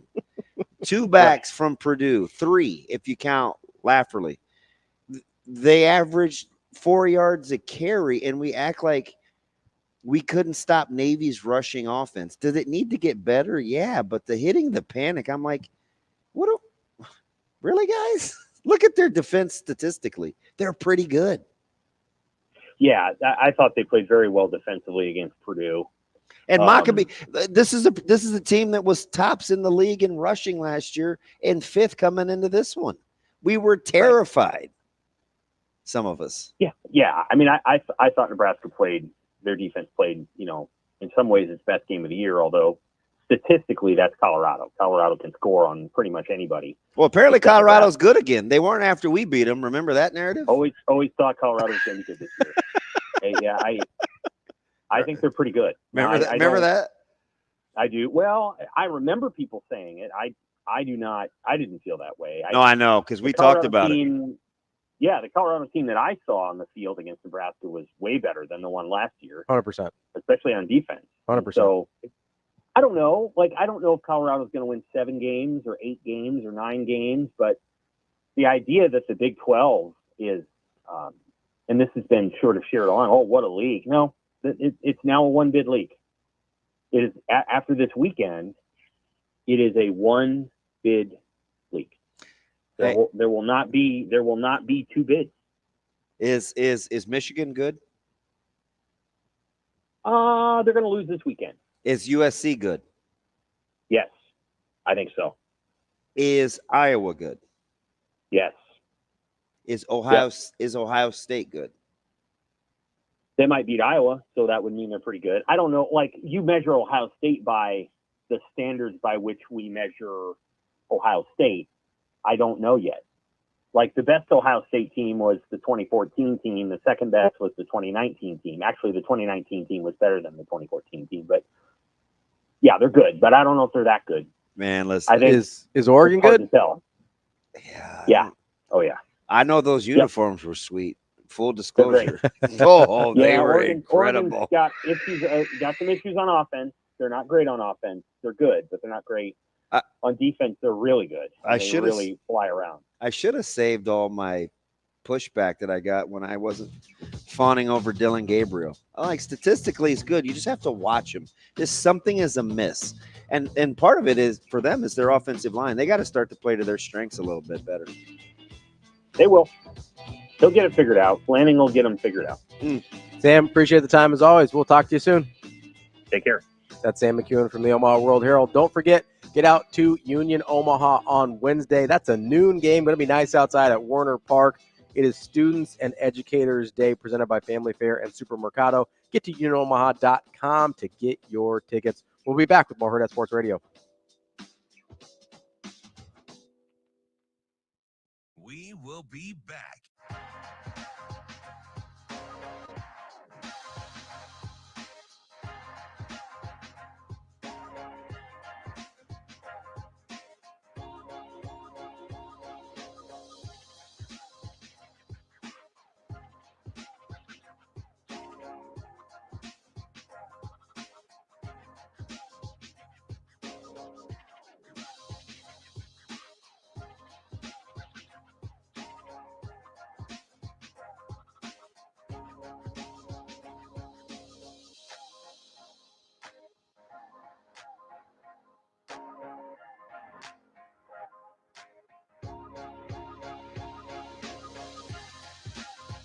We will be back.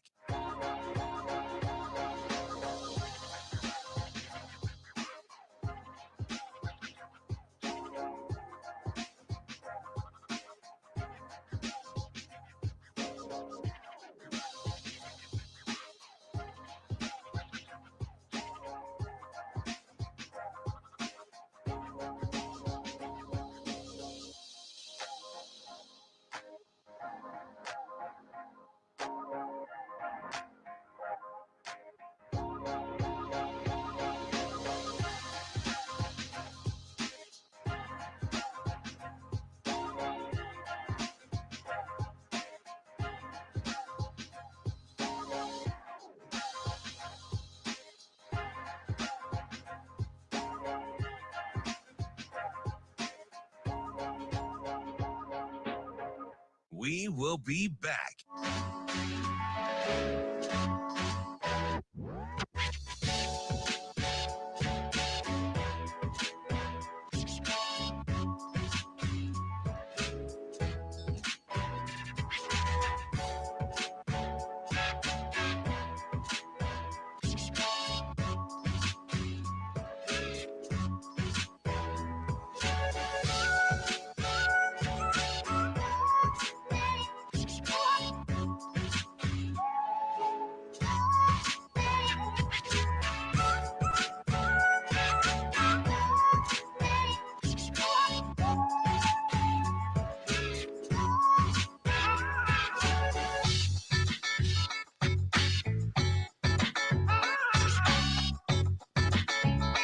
We will be back.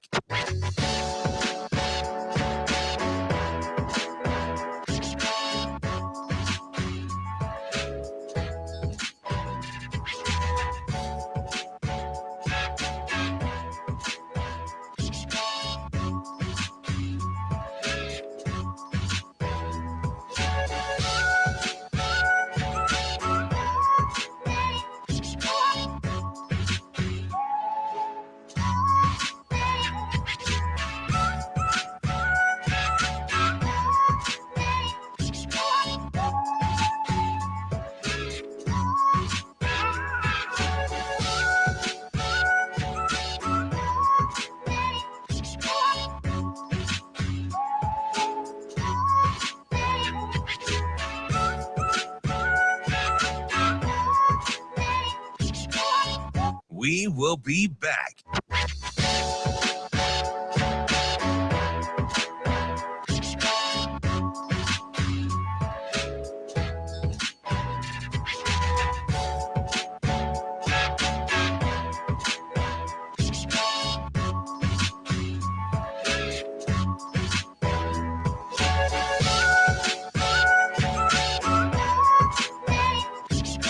We will be back.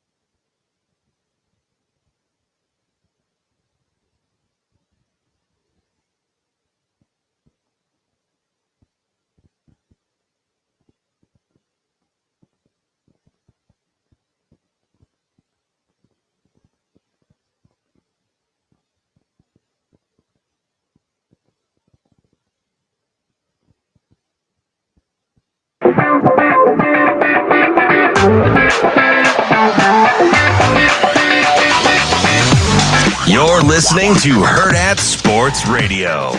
Yeah, I think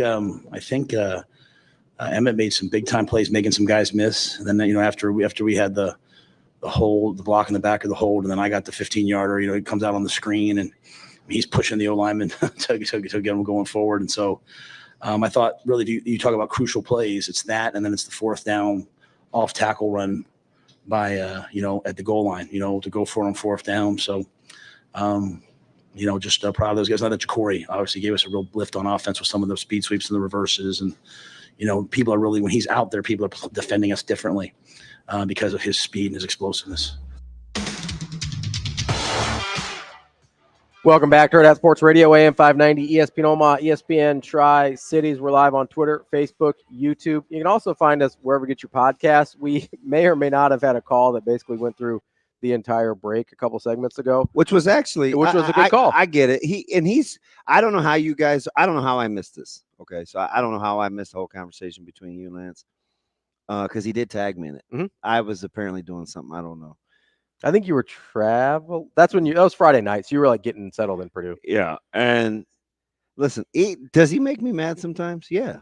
But I still think he's a good dude, right? Like, yeah. And I don't know him and I think he does. Guess who loves him? Who? Degenerate Aaron. That makes sense. It's ridiculous. Actually, I like Aaron too, though. I don't know Degenerate Aaron either. You just know Degenerate Aaron gets mad at Ravi. I'm okay with on the phone, Lance. Yeah, he's pretty good. I can leave internet Lance alone. Yeah, I'm like, those are two different people in my mind. And somehow, like, he even got Tyson's dad involved on the social media chain. I'm like, don't encourage him. The original question was, well, it got so deep too, and then we got into analytics and stats, and I'm like, guys, he's pulling a Ravi Severe. He's moved the goalpost for the discussion, like redefining the parameters. His original question was, can you be good and grow at the same time? What I think he really wanted to say was, like, if I was him, this is what I would have said. He said we were good a couple of weeks. They were a good team. I don't think we're very good. Yeah. Because I think that's what he's arguing. I think that's what he's arguing. He's arguing they're not good. He's not arguing whether you can be good and grow at the same time. But I think he's wanting to redefine what good means. He's doing the thing that bothers me quite a bit, where he feels like Nebraska's not good, which is fine. That's a valid opinion if that's what you're seeing. I disagree, but okay. But then he's trying to use either analytics or somebody else's words or whatever to try and prove his feelings. How do you spell averaged? Averaged. Oh, I got it. Didn't give me the red squiggle. Good. Never mind. You know what I mean? Well, sometimes I can't see. So, like, if you feel a certain way and that's your feeling about a situation, that's fine. Everybody's entitled to their feelings and opinions and whatever. Some of them are good, some are bad, whatever. But then don't try and prove your feelings with other stuff. You can tell me why you feel a certain way. I missed that whole conversation. Yeah, So what was the thing that you went on where you said people were losing their minds? Oh, and I keep telling you, people can make you dumber. They so certainly be careful. can. I know, you're right. And so, honestly, one of the things they were losing their minds about, because I felt firmly, I was talking to people at halftime of the game. Okay. And I felt firmly that Nebraska. Is this like Insta reaction? Yeah. Oh, gosh. Really? Yeah, it was like a live thing that I was having a discussion with people. And can you imagine the lack of self-control that could have happened at like real time? Oh, yeah. It's got to be a circus. Well, so even after the game, it's a circus, let alone while you're in it. People were melting down at halftime. I could see it, though. They were on full. I could see and it. I was like, guys, Nebraska's kind of kicking Purdue's ass right now. That much is true. I was at a loss for words how to explain it. I asked Sharpie. I asked Benny Mack, which, by the way, Shane, get Benny Mack this week. And so here's what happened. In my opinion, this is what happened. And people kind of tried to explain this to me, but not everybody can explain their feelings well, and that's okay. But wow. Well, it's true. Some people have a hard time verbalizing what they're feeling. Yeah. And so that's what I try and help with. That's kind of what we do here. And so I think a lot of people were feeling, hey, we've seen Nebraska play this game a lot in the last decade, and it hasn't gone our way. Yeah. Like when Nebraska. So this was at halftime. Yes, this is at halftime. Okay. And so I think that's why people were panicking, because they're like, oh God, not again.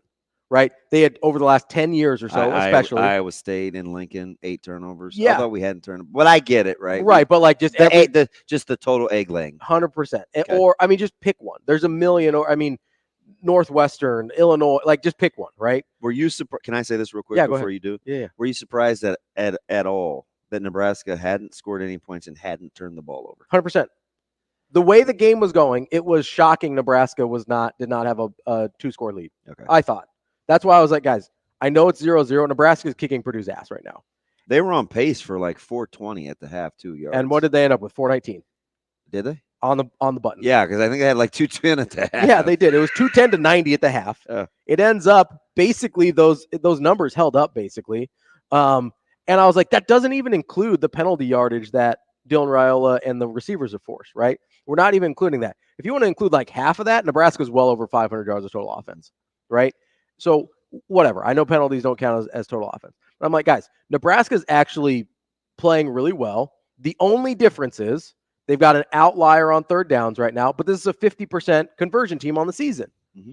I was like, and 2 of those are against Power 5 opponents. So is Nebraska all of a sudden, this is who they are on third down forever? I don't think so. This feels like an aberration. And so people were losing their minds. They're like, well, what about the running game? They can't run at all. This is the worst run defense in the Big Ten or the country or whatever. See, and go on and on and on. Okay. And so this is where people were losing their minds. And then they were not willing to hear it when I was like, hey, I think you're going to have to accept the fact that Nebraska may have to stretch the field horizontally some in order to run have more traditional run game. Similar to what Illinois did to Nebraska, right? And we lost our minds about because they were gashing us on. And people would sit up there and tell this bald-faced lie that you and I gave Nebraska or gave opponents the blueprint. No, they didn't. Stop saying that. You either don't know football or you're lying. And I hate to be like this, but we're partly responsible for feeding the BS narrative. Mm-hmm. You and I gave no blueprint. They ran the ball completely different. Mm-hmm. Scheme is different. And listen, if you're just going to say, hey, Nebraska could be vulnerable on the ground and leave it at that, that's fine. Sure. That's fine. But don't do the whole blueprint thing because that's a lie. Yeah. Just like Purdue not being good at rush defense. You know where they weren't good? Like if you did a spray chart of Purdue's rushing defense, do you know where they're not good? They're not good on the perimeters. Yeah. So C gap on out. They also miss an inordinate amount of tackles in the secondary. Mm-hmm. It's not that they just can't line up and not stop the run. And we had 2 quarterbacks that went over 100 yards rushing the ball against Purdue. And they were bad at quarterback run defense. It was all which different. Nebraska was never going to do. It's not the same. And so when you're just lining up with Dowdell, maybe we need to do better or some, I don't know. But like we regurgitate a lot of BS. Yeah, it's aggravating. So that's what.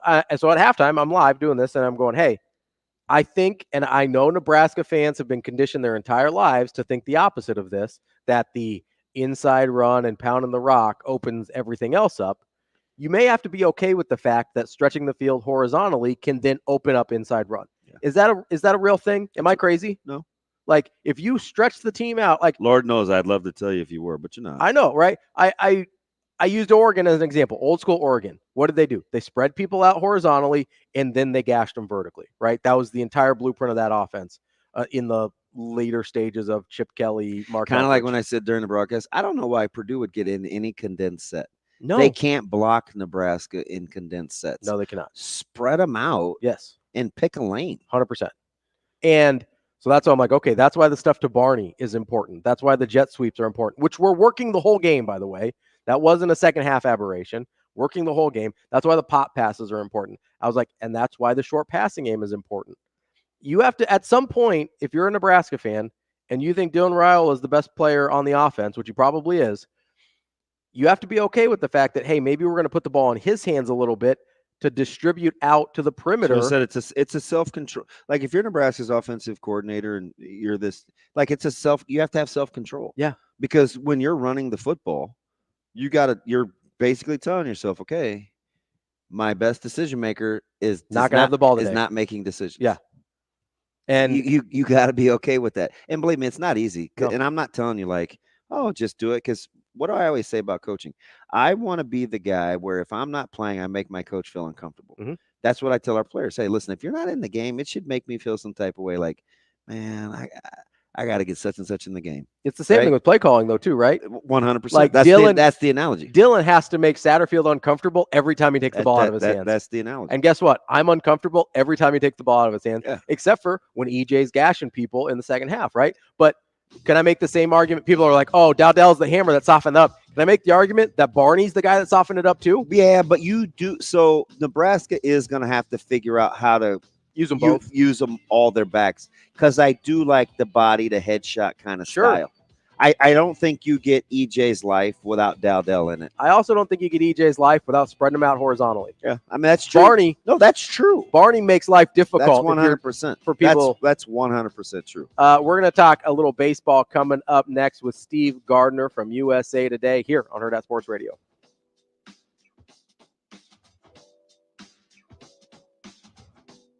We will be back.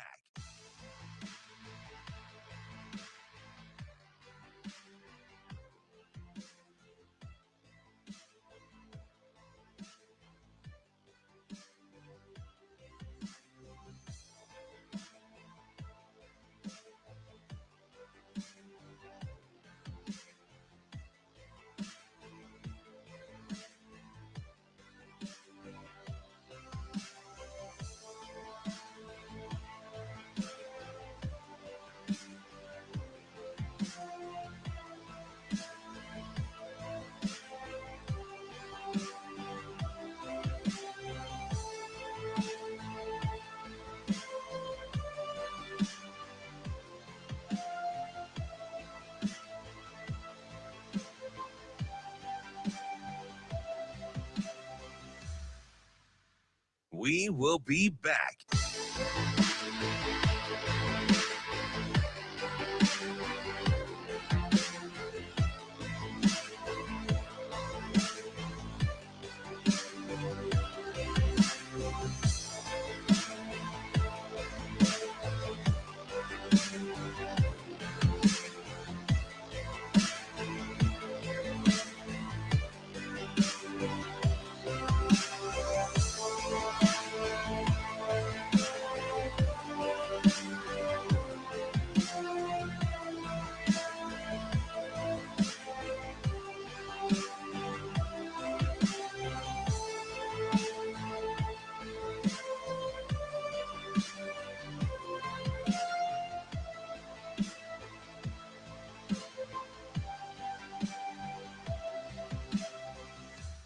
We will be back.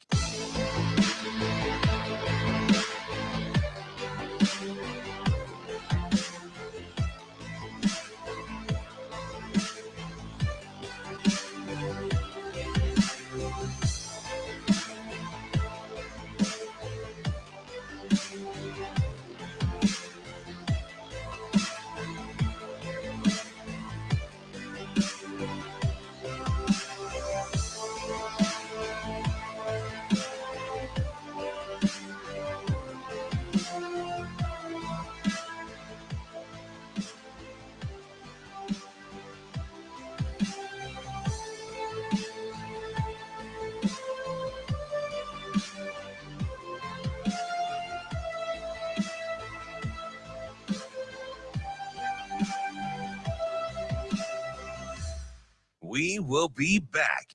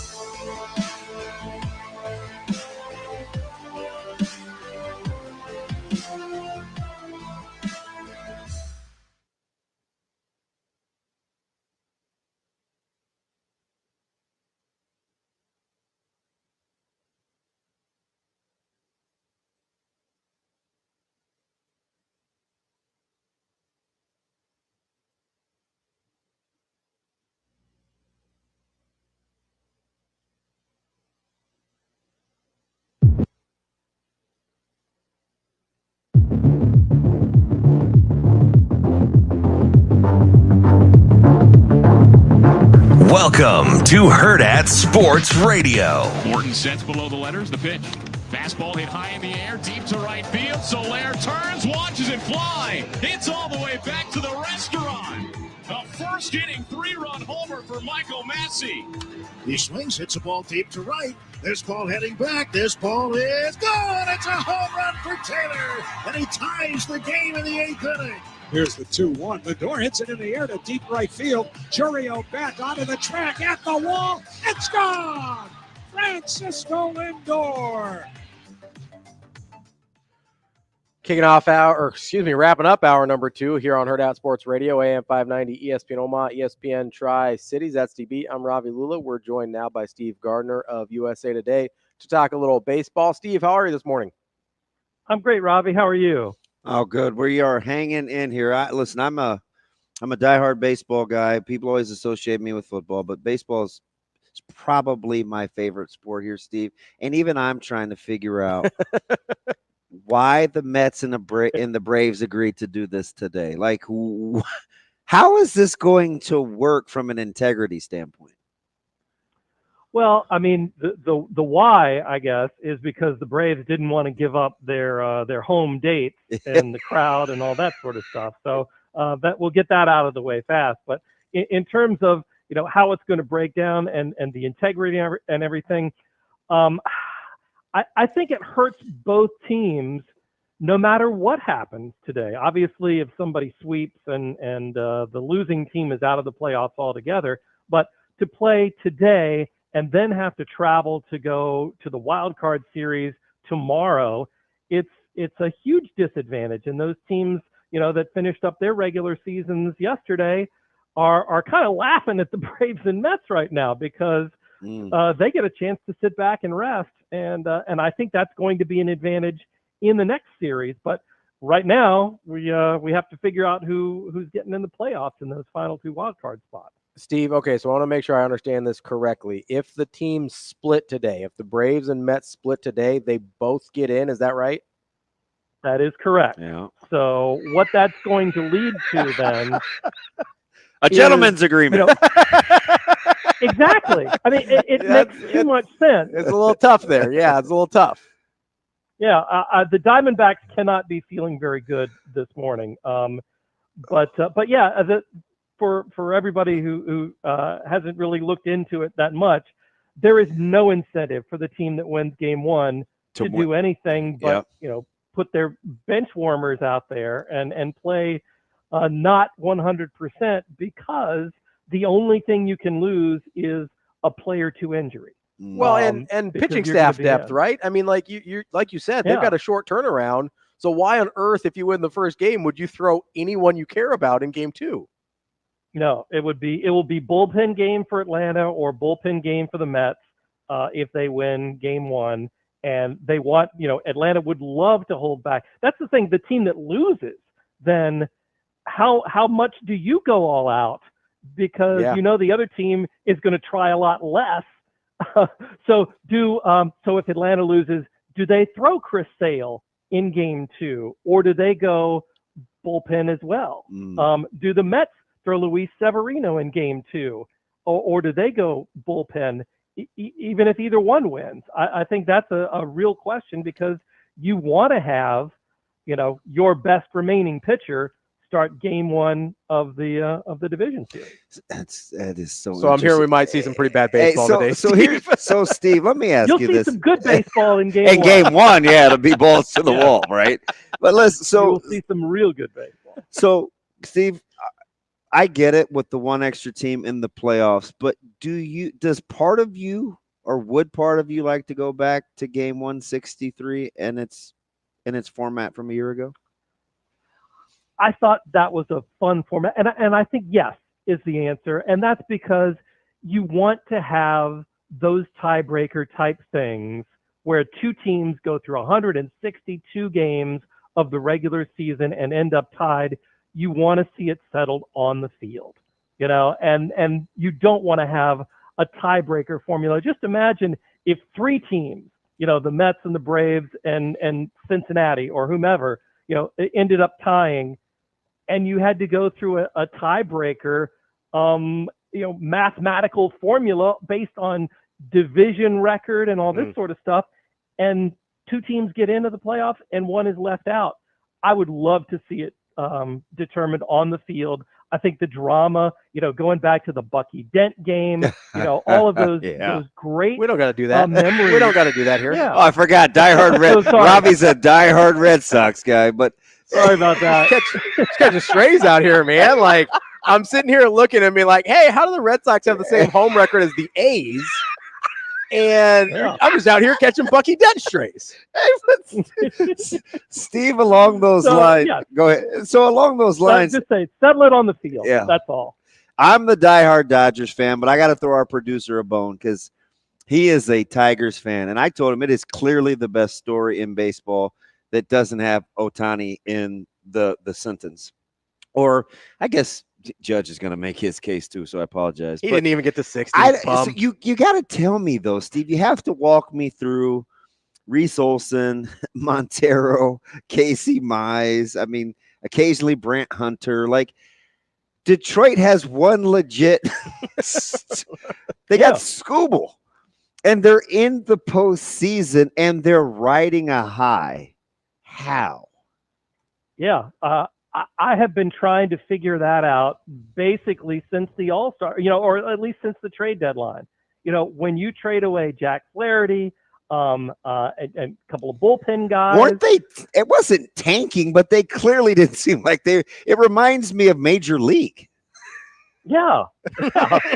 And it was the craziest thing is it was a totally defensible move and decision for the front office to do that, considering what their place in the standings was, and the way that they were going up to that point made perfect sense to try and rebuild a little bit more for the future, because they've got a nice, solid young core of players.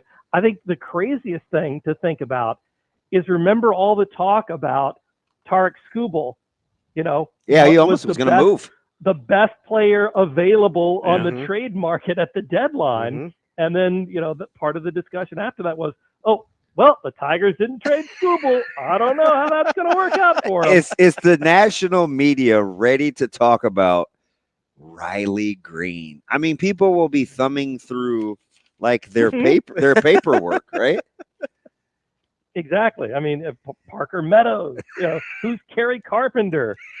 You just look at the Tigers lineup, and you really don't see any names of players that folks outside of Michigan and diehard baseball fans really know anything about. And that's what makes this story, I think, the best story going into the postseason, is how the Tigers just came back from, obscurity in the standings, and A.J. Hinch has done a fantastic job managing that roster. He has been, in my mind, there are plenty of good candidates for manager of the year, but he has done as good a job as anyone in Major League Baseball this year, going openers and somehow being able to get, wins where it didn't seem like there was any way to get wins, and get the team back into playoff contention and make it.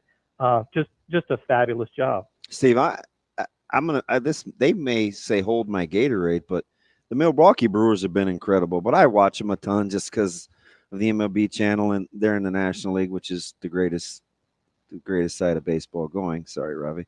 I love the way they play, and for folks that haven't seen, right, they hit and run, they double steal. I mean, like, they're aggressive, and they do things. They do things that a lot of other teams in baseball don't do. How difficult are they of a scout, do you think, in the postseason in a short series? I think they are difficult, and I think you're exactly right on the way that they do the little things, and all of speaking of great stories too, from a season-long perspective, what Milwaukee has done. They do not. Brandon Woodruff is injured and misses the entire season. They trade away their ace in Corbin Burns. They lose, manager of the year Craig Counsell to a division rival, and yet Devin Williams was hurt for 60 games. Right, exactly. Their best pitcher not available for half the season, but yet you're right. They do play sound, fundamental baseball. They may be the best defensive team in the postseason right now. So, taking away opponents' hits and turning them into outs, that's what's going to make Milwaukee dangerous in the postseason. I don't know, beyond Freddie Peralta, how that starting pitching staff, it's incredible, and the bullpen has been pretty good with Williams back. But yeah, this is a team. It's definitely hard to scout, because you don't necessarily know what Jackson Churio's strengths and weaknesses are, because he's only been in the majors for 1 year and he's only 20 years old. So it's a fun team to watch. I'll be really excited to see how Milwaukee does. Steve, real quick, about a minute left. I wanted to get your kind of takes on how these playoffs are going to play out from each league. Who would be your most and least surprising to make it out of their respective leagues?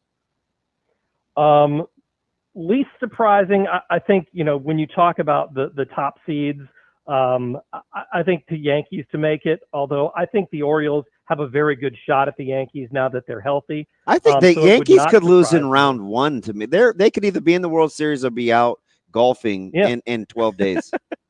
Yeah, I agree. I think the Dodgers are probably the team that has the most to lose, because I don't think they're the best team in the National League, even though they have the number one seed.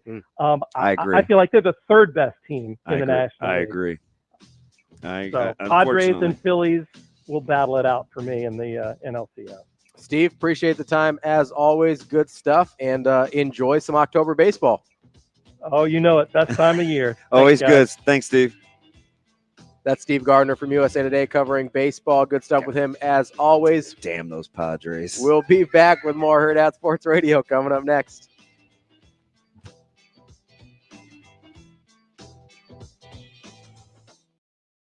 We will be back.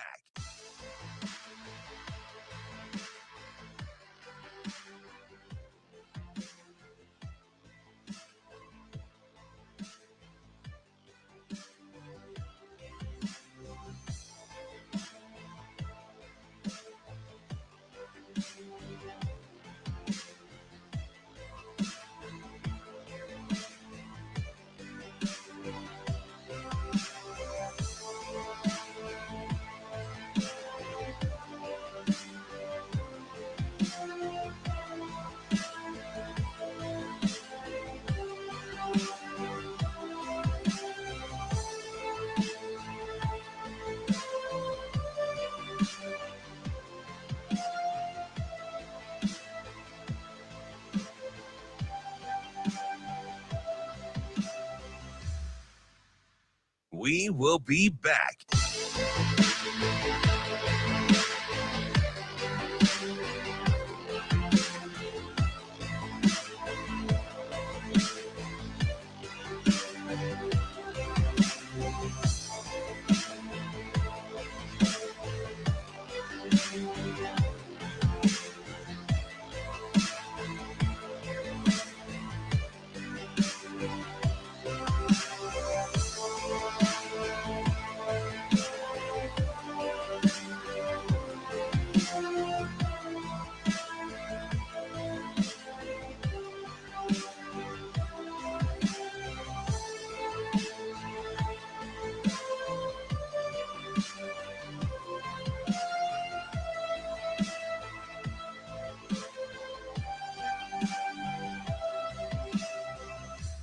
We will be back.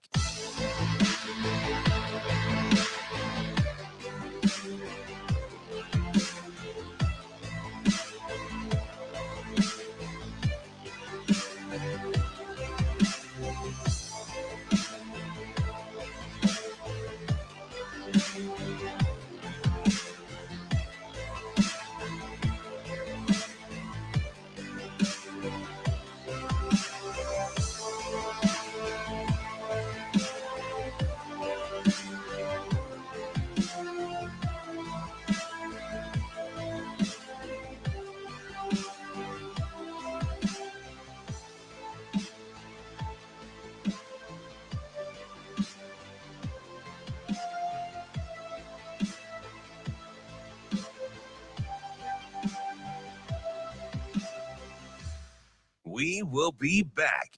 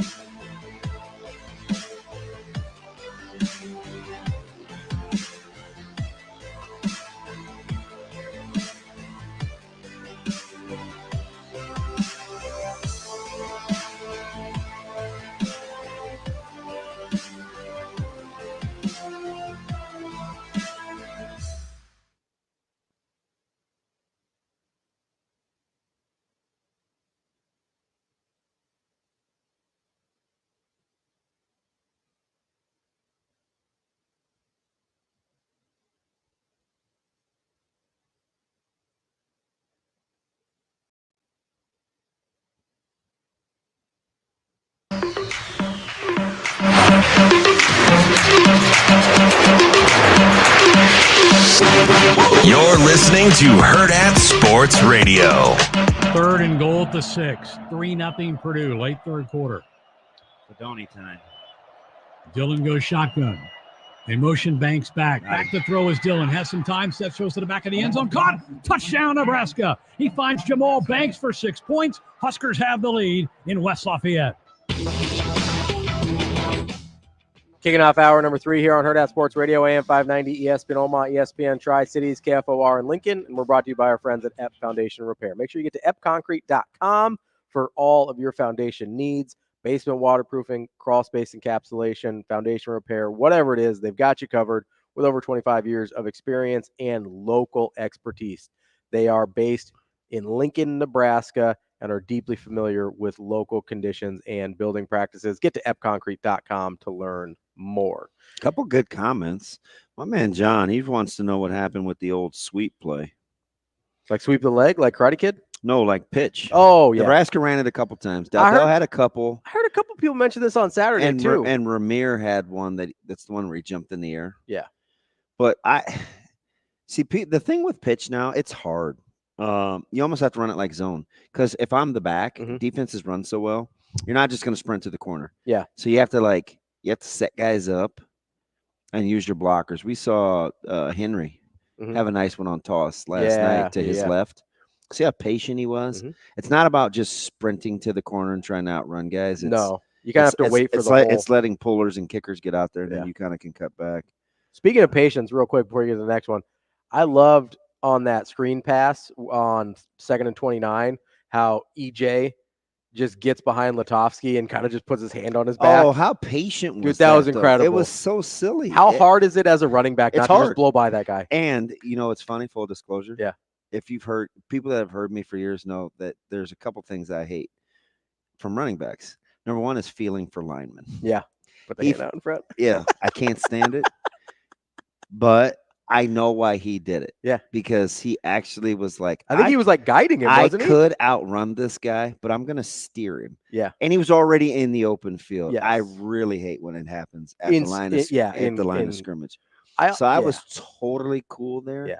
But stretch is hard. But this is a good one from Husker X's and O's. I was a little hard on him earlier because people want me to like Smith at Ohio State.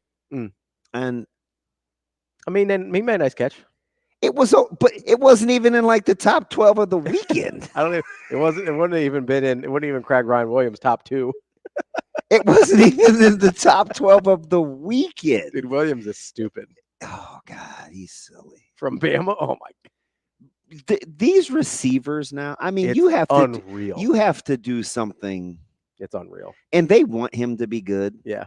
Like at all costs. And I'm like, okay. Who, Williams or Smith? Smith. Oh yeah. Now that's not to say I don't want the Steelers to draft an Ohio State wide receiver next year, but it'll be Igbuka. Yeah. Igbuka. Yeah. As my man Gus Williams would say. But he said something. I'm kind of vibing here. He said also the comment Ravi had where he said people felt like they had seen this before and it hasn't gone our way. It's actually why I feel really good about this game. How often have we seen this team tuck tail, as you would? Richard? What's his name? Richard Tucker, good friend of mine. Good dude. Great guy. Turns out. Call him Ricky sometimes. Yeah. How often have we seen this team tuck tail and play like Fedoni's OPI or the field goal debacle? The fact that they nutted up, which is a term that I love, and kept up with what they do and yielded results the way it did eventually is why he feels good. Right? Like, what did Coach Rule say after the game? They needed this. They needed one like this, right? This game was 7-3 going into the fourth quarter. This game was in doubt in the fourth quarter. And Nebraska, despite the fact, like I said, had kicked Purdue's ass all day. Was only up by 4 points going into the fourth quarter. Were you getting violent? I don't know why you subscribe to putting yourself through things real time before the game isn't over. Because I'm trying to have conversations with people. It's hard, man. And you got to have the right temperament. You tell me this all the time, right? Okay. You're like, hey, you can't just resign to the fact that people are going to be bad. You got to try and help them make them better. I agree with that. I agree. But you have to be built that way. I'm not, but I'm trying. You have to be built to I'm built to stand on violence. You gotta, because sometimes. But I'm trying to make people sometimes, better. like over time, like those people turn out to be good for you. Like Dennis. Yeah. I'm not. He's on punishment right now, but well, he's just firing off during the game, man. So I'm trying to help. That's why I do it. Is A, I like the conversation, and B, I'm trying to help people see, because people do get emotional. Well, and I'm going out in public, and so do I. And people are like, dude, you need better friends. And I'm like, Only a few of them are like actually my friends, but I do talk to a lot of people on social media. Yeah, you talk to a lot of people because I do want everybody to be better. But I need people, and sometimes I get like I learn a lot from Lance. But sometimes it's to your detriment. It hasn't been that bad yet. No. Although, but like for you mentally, sometimes when you're exposed to a lot of stuff that doesn't make a lot of sense. Oh yeah, last September. Yeah, like there's a lot of that's the downside of it, right? So I try and be there to educate's the wrong word because that makes it seem like I'm smarter than everyone, and I don't always think that. But I do think I have a different perspective than other people sometimes, and that I can sometimes see things a little more reasoned and say, hey, I know this is what it looks like, but let's kind of dial down into this and see what it really is. And so that's what I was trying to do at halftime. And honestly, I was surprised by how toxic it was at halftime. People were in full meltdown mode. Like it was, bless your heart. It was full on like panic button, Chernobyl meltdown. Like that's where people were at halftime. And I was like, guys, I get that. Did you see how I jinxed Coach Rule? Shame on you for listening to the Peacock broadcast, which, by the way, so two things, how the sausage is made. So I come up with Jack Collinsworth. And he kind of looks more like a beat writer than somebody that's doing the broadcast because he had on just a regular T-shirt. Yeah. Some slacks and some chucks or something like that. But his blazer was kind of hanging over his bag, and he had his board with him. So I didn't think anything of it. He sounds just like his dad. It's like, hey, what's up? Enjoy the broadcast, whatever. So I went on about my business. Came back about 8 minutes later to see if, because they had ginger ale in the cooler. Yeah. So shout out to West Lafayette, not only for being good to Sharpie, but they had ginger ale, Seagram's. And I was like, fudge, man, it's pop. I'm not having pop. It's pop. It's pop.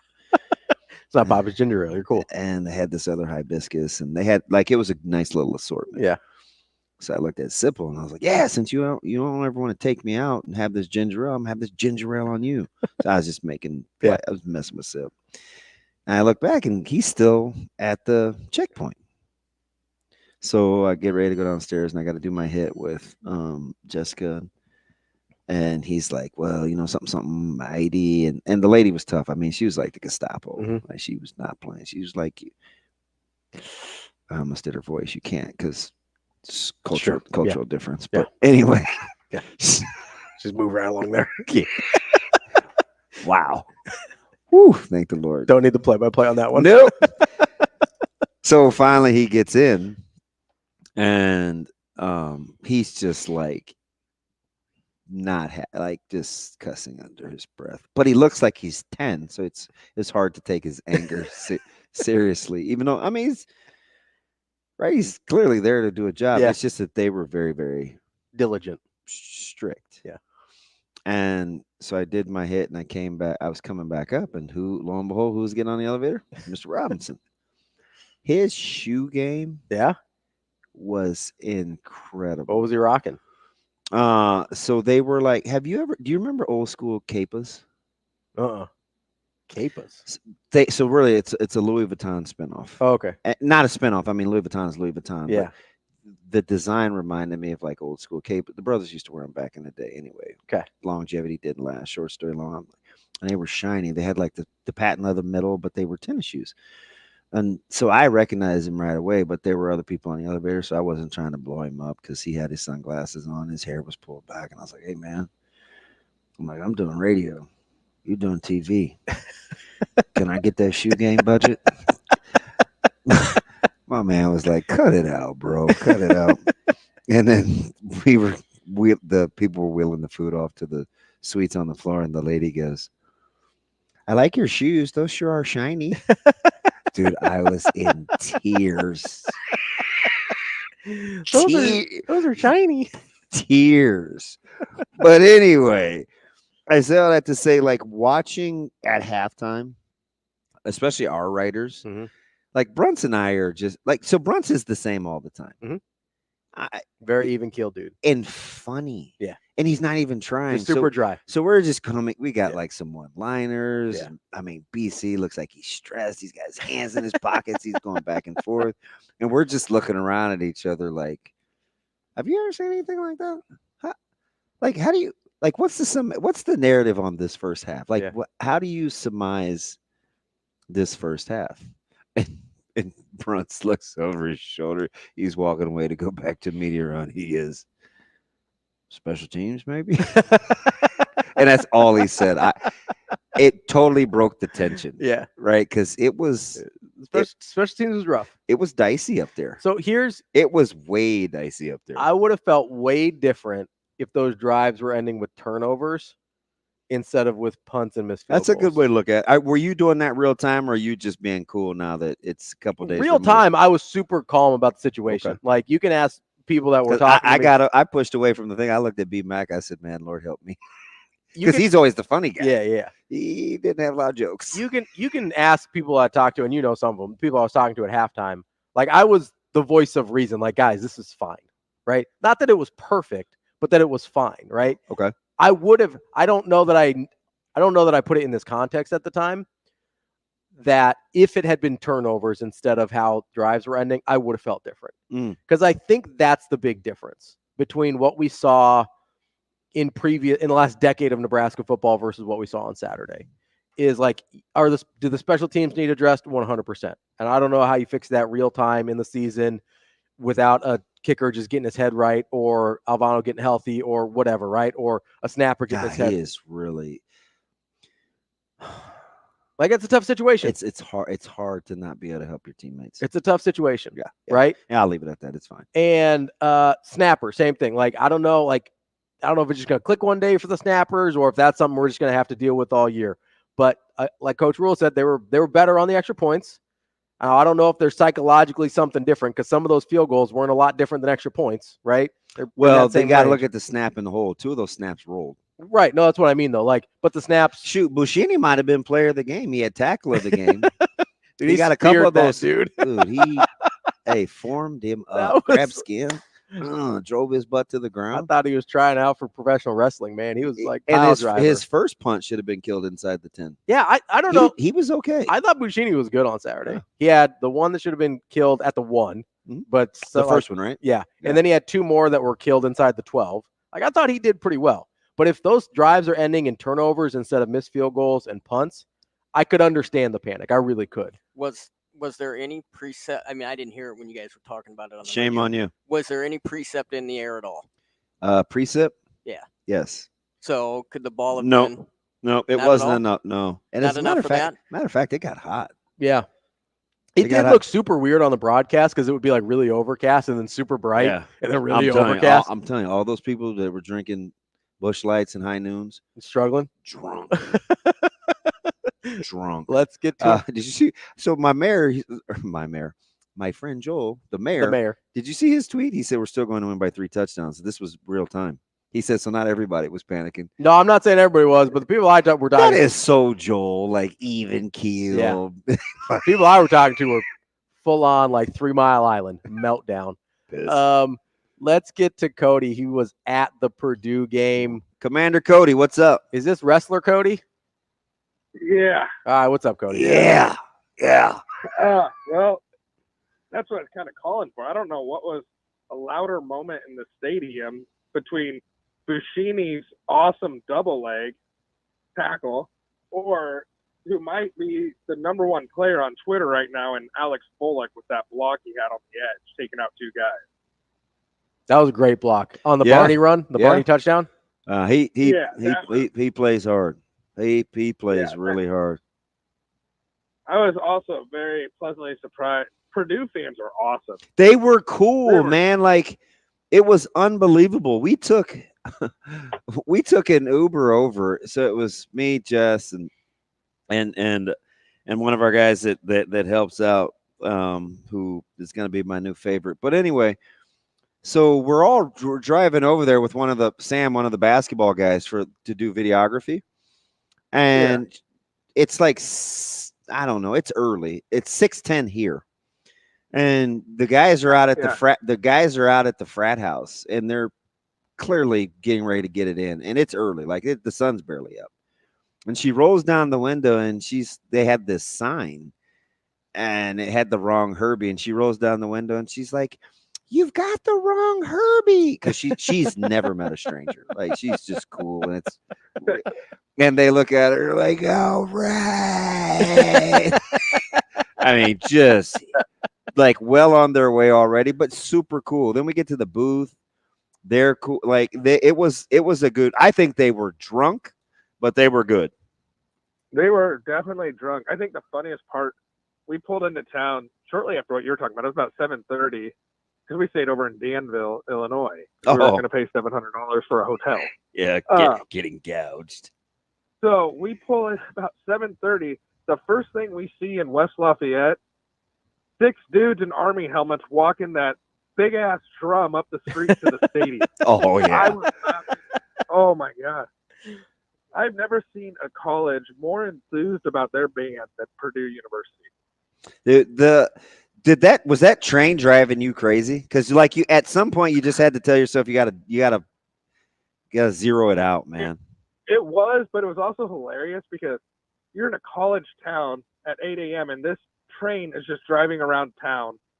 We've seen it like 7 different times before it pulled out into the stadium, just wailing that horn. It led the Purdue buses up Stadium Drive.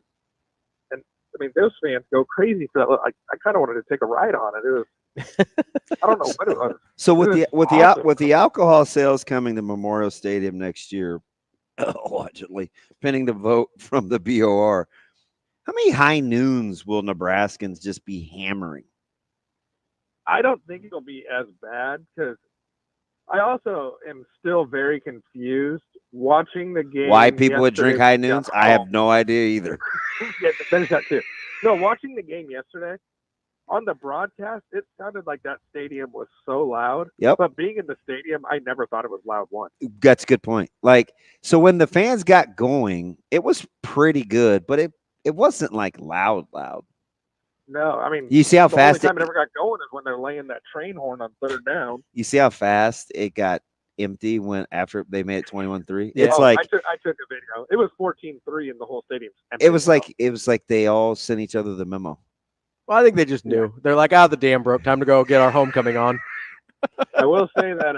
What would you say that was about 70-30, 60-40 with Nebraska fans? There was a lot of them. I would say 50-50. But the first people in the stadium were all in red. Yeah. So the first 20,000, I was like, wow. Is there any Purdue fans here? But then once the student section got there, they held their own. The funny story about the alcohol sales is their machines, because they're a cashless stadium, all their machines were broken in the morning. Oh. They couldn't connect to the Wi-Fi. Did they go all Ireland and just give it away for free? Yeah, they did. I know I got a couple for free. A couple people around me because they were just like, "Get out of here. We're sorry for making you wait." I got some. I appreciate the call, Cody.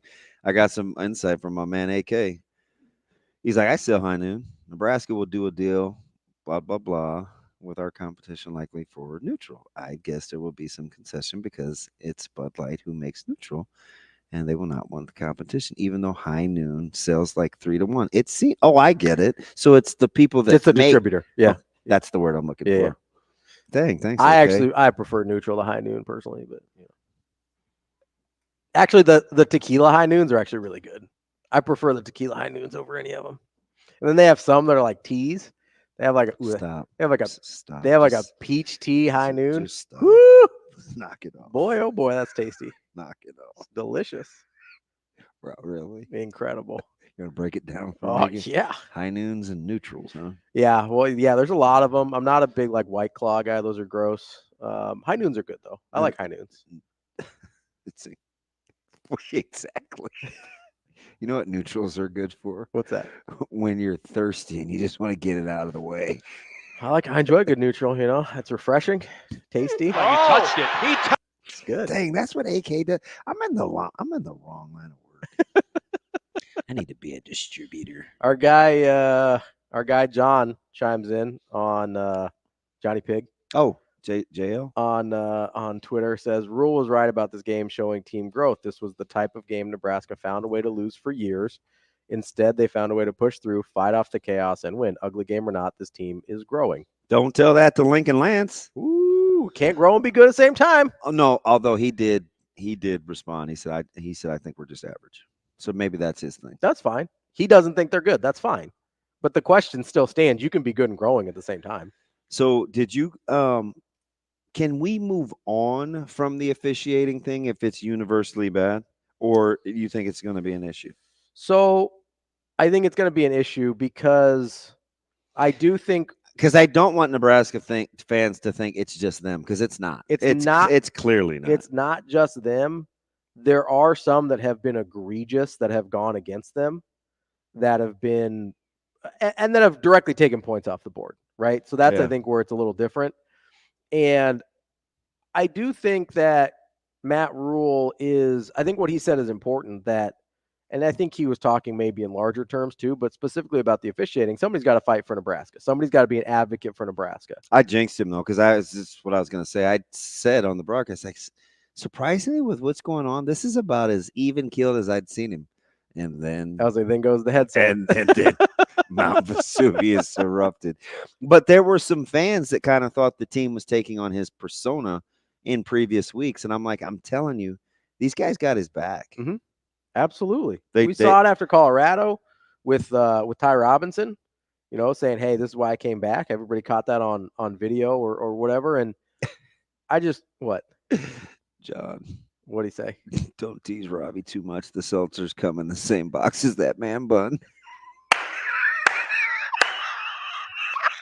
Seltzers are delicious, man. I told you he's tough. Which John is that? Yes, that's our guy. Is that Johnny Pig? Yeah, he's pretty. He's pretty snarky. That's the cook, the bacon guy. I know. Pig. I've met him. Yeah. We went to Paisans once. Don't blink. He'll get you. I don't care. The easiest solution. This is from Greg. The easiest solution is to just make these calls reviewable. Anyone that watched this call or picked the call against Fedoni are instantly reversed. Yeah, you are going to slow. I mean, here's the problem, though. Part of what we're mad about with the officiating is how disjointed the game feels, right? Now, if you're just saying, hey, it's going to be. I said, Ravi, it's like, no, neither fan base was happy. No, and they shouldn't have been. It was a really hard game to watch, especially in the first half. But unless you're just resigning to saying, hey, it's going to be disjointed anyway, we might as well get it right while it's being disjointed, then okay.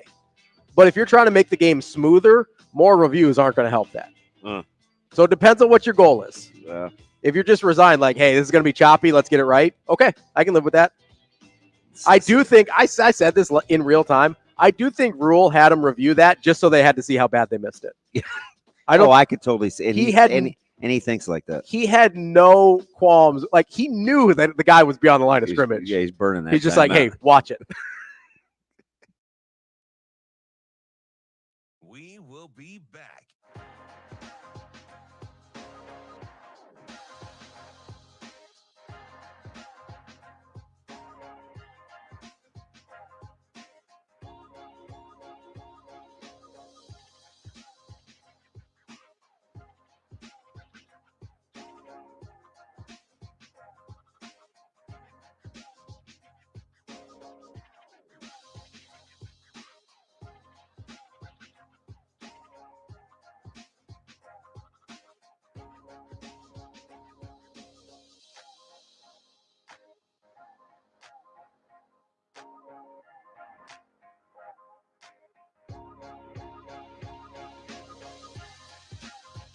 We will be back.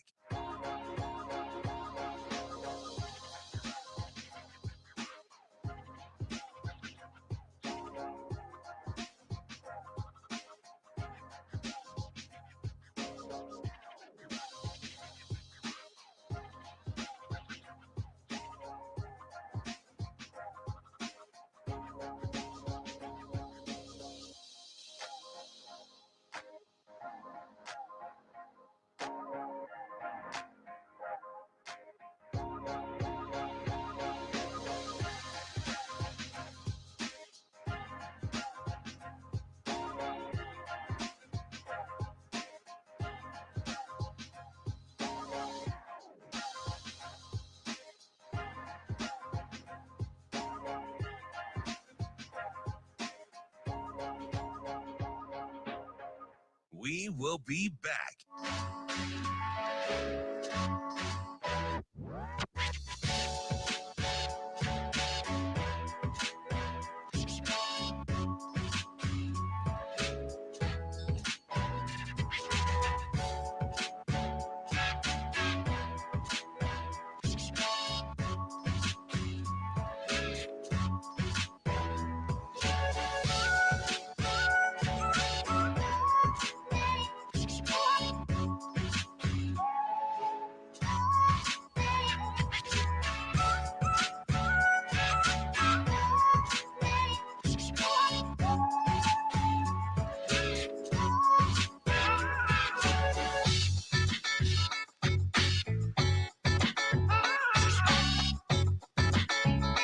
We will be back.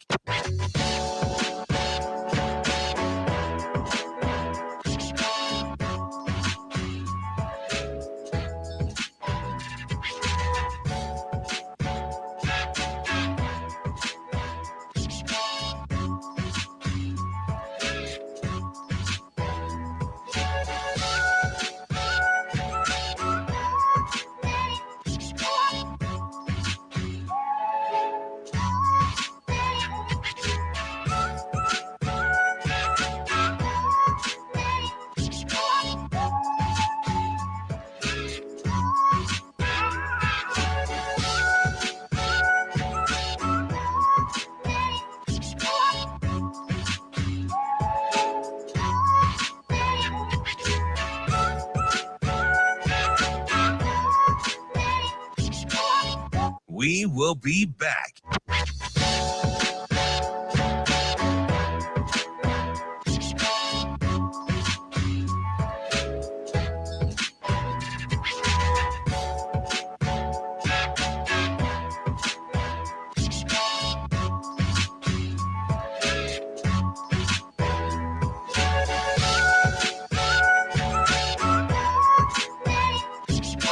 We will be back.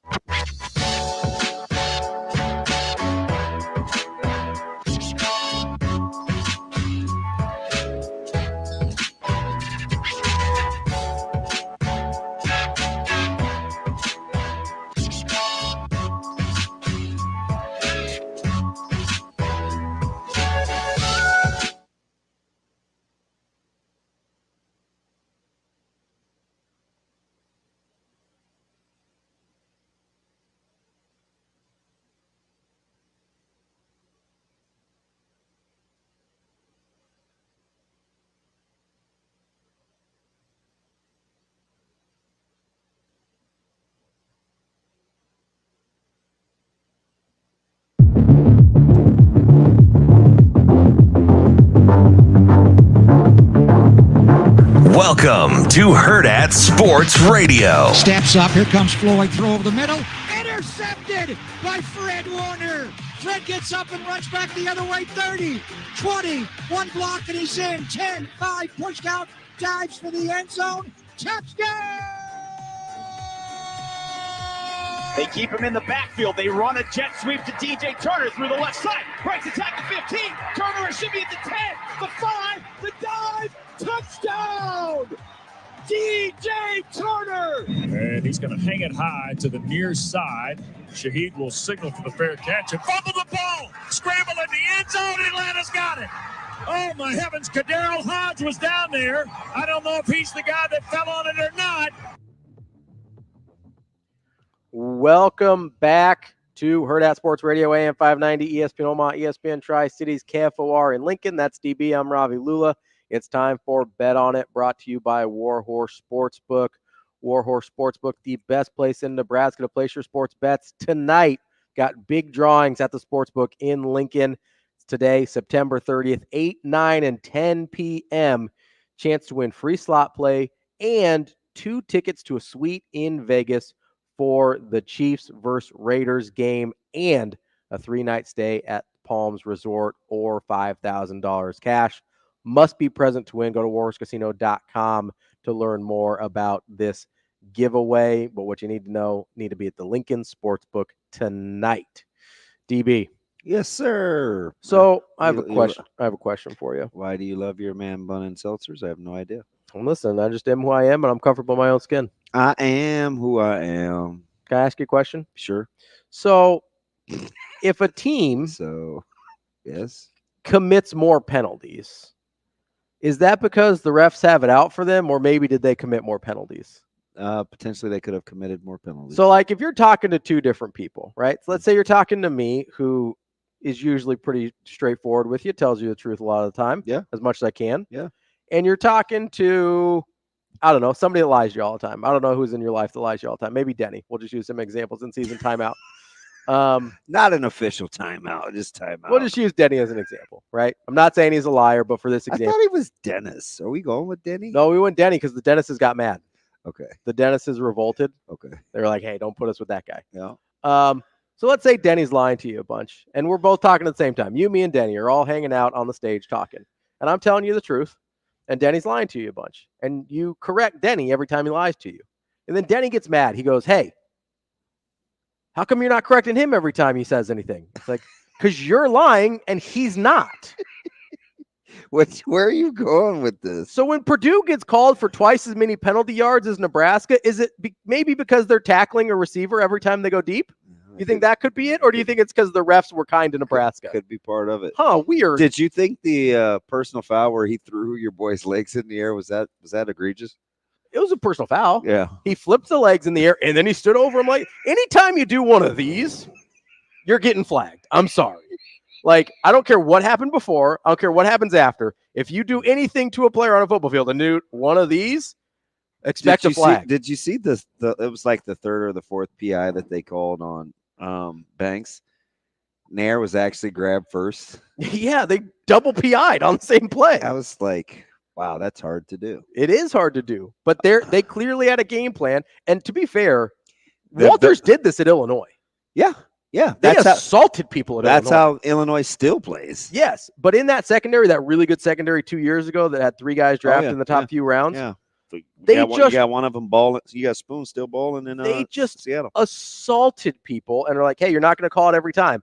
And on Saturday, the refs are like, yeah, we actually are going to call it every time because they were tackling people. The difference is Illinois' secondary was good enough to make it look like they were making plays on the ball while they were assaulting you. Mm-hmm. Purdue secondary is not there right now.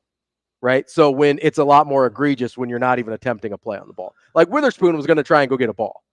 So after he assaulted you, well, it wasn't me. Not you personally, the royal you. It just was the first time in a long time I needed a pep talk to. And thank gosh, I mean, DJ was listening because, I mean, Notre Dame was getting ready to lay waste to, well, they actually didn't lay waste, but they were, I mean, handle Louisville. I mean, they were in control. For most, yeah. I'm not going to lie, though, man. I got a little nervous at the end. That green, it hits. The Notre Dame green? Yeah, big, always does. Big, I liked a lot of uniforms this week. Notre Dame's uniforms are iconic. How sweet were their Falcons? Great. Yeah, Falcons are pretty good. Oh, those were nice with the red helmets. Yeah. I do like the old school red helmet, like for the Falcons, because that's what they were in like the 80s, right? The red one. Yeah, it's a good look. Yeah, Steve Barkowski and Billy White Shoes Johnson. What is it? William Andrews? Yeah, good. Yeah, sure. Running back. Yeah, I was thinking more like Morton Anderson. Him too, but he had the double bar, so it's like the red still looked good. The double bar didn't look good, but the red still looked good. It's flipping pretty awful. Speaking of the NFL, a lot going on this weekend. Yeah, there was a lot going on this weekend. Apparently, it's back to being hard to win. It's just hard to win. It's apparently I mean, I know we've talked about this a little bit, and I know you hate it when I talk about quarterbacks all the time. I don't hate it. It's a thing. It's the league. But the resurrection of the quarterbacks this year has been unbelievable. So, full disclosure before you say this. Yeah. I didn't have I'm going to tell you the difference between me and some of my idiotic friends that send me things about my teams while I'm cheering, and they're like, oh, hey, good job. You know, like they'll rub it in. Yeah. I knew that Severe hates the Falcons. Like, Norland, like he hates the ATL. Yeah. So I wasn't going to text about the game. I just was going to say, hey, deep down, do you know how bad I'm cheering for Sam Darnold to win MVP? But I was afraid.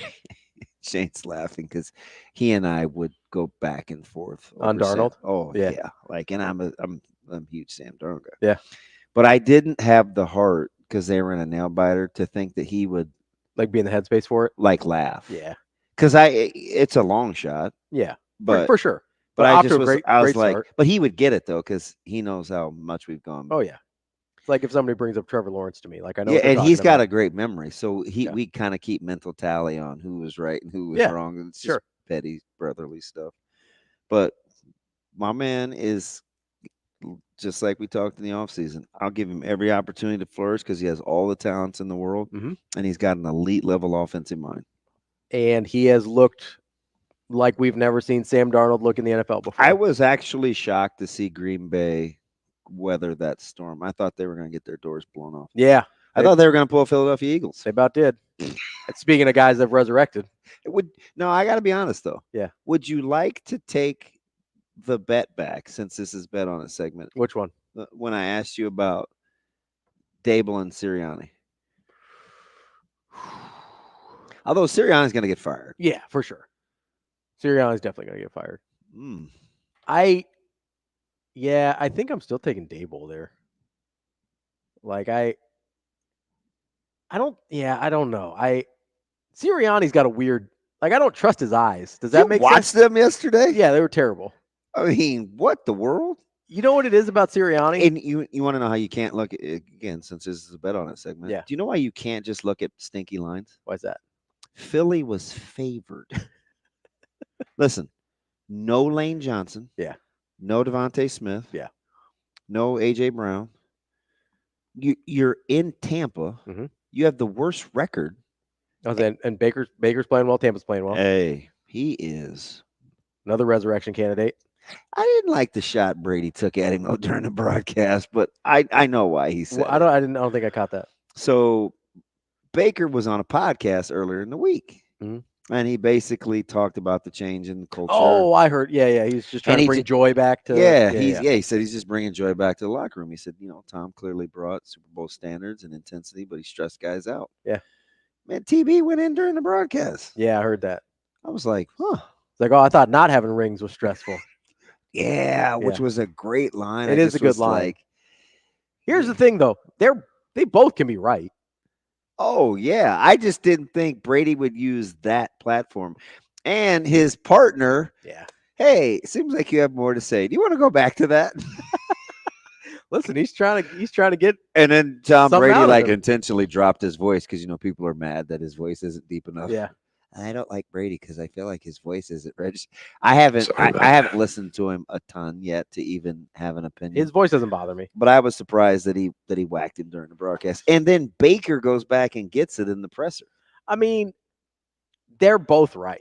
Yeah. Like really, really great players do stress out their teammates. Yeah. Almost nobody liked playing with Michael Jordan. Guess what? They won a whole hell of a lot. I don't know. Does Steph seem likable? Steph's a different dude. He really is. Like Steph is probably one of the strangest. I don't think I would we've enjoy ever had. playing with LeBron. No, but like, have you heard stories about the 94, 95, or 93, 94 Bulls? The year that that Jordan's gone. Yeah. And they're like, oh, it was such a great time to be around. But guess what? They weren't very good the next year. You know why? Because nobody was holding them accountable. Like sometimes you gotta have somebody hold your feet to the fire. Yeah. That's what great players do. Not a ton of fun to be around though. How many times have you said it? You go, Coach Rule might be a hard guy to work for. Yeah, I love him, but I'm not sure I want to hang out. I mean, I do want to hang out. I'm not sure I want to work for him. Yeah. There's a difference, right? I want to hang out with Jordan. I'm not sure I want to be his teammate. I don't know if I like being held accountable all the time. That's Bet On It, brought to you by Warhorse Sportsbook. We will be back.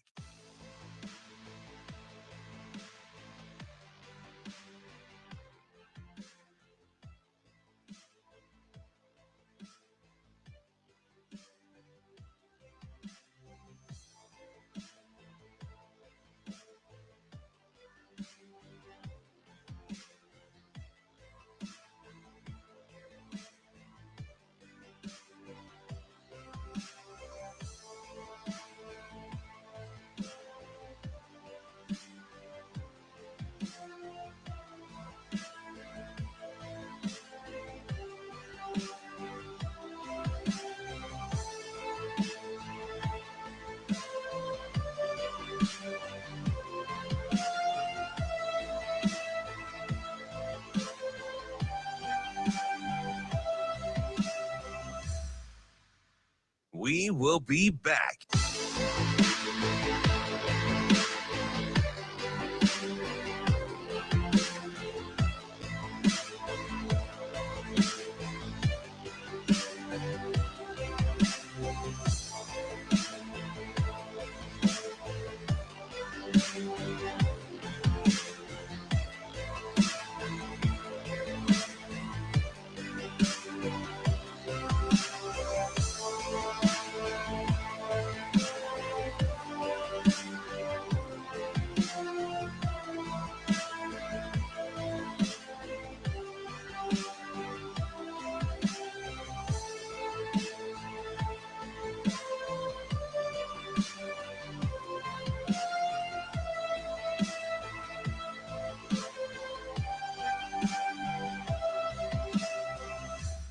We will be back.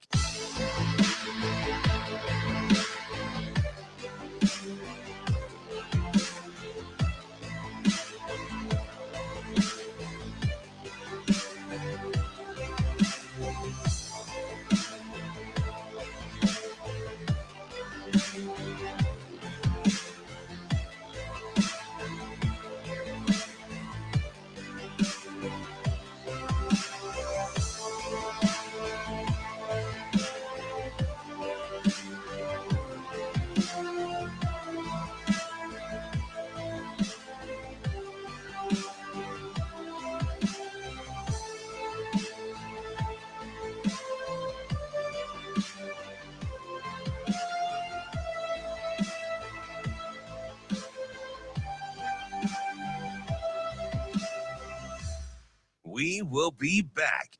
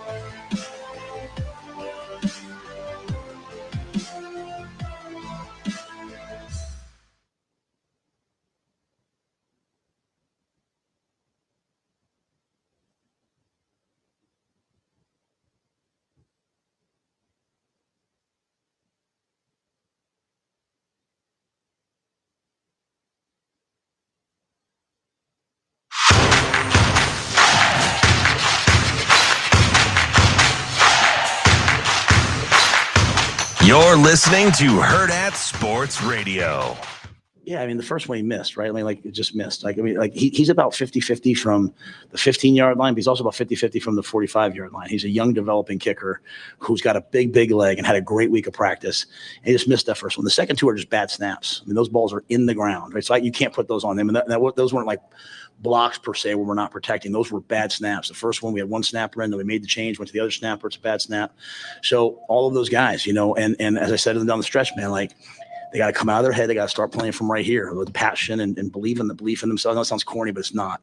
And, even the extra points at the end, all of a sudden we had good snaps. And so it might not be for everybody, but we are just a growing team. We're just growing. All right. So people can spend all their time trying to think what we're not. I choose to see what we are. We're getting a little bit better in different areas. We went on the road after a devastating devastating loss last week, and we found a way to win. And I couldn't be prouder. It wasn't the best football. We have a lot to fix, but I'm proud of the heart of that team.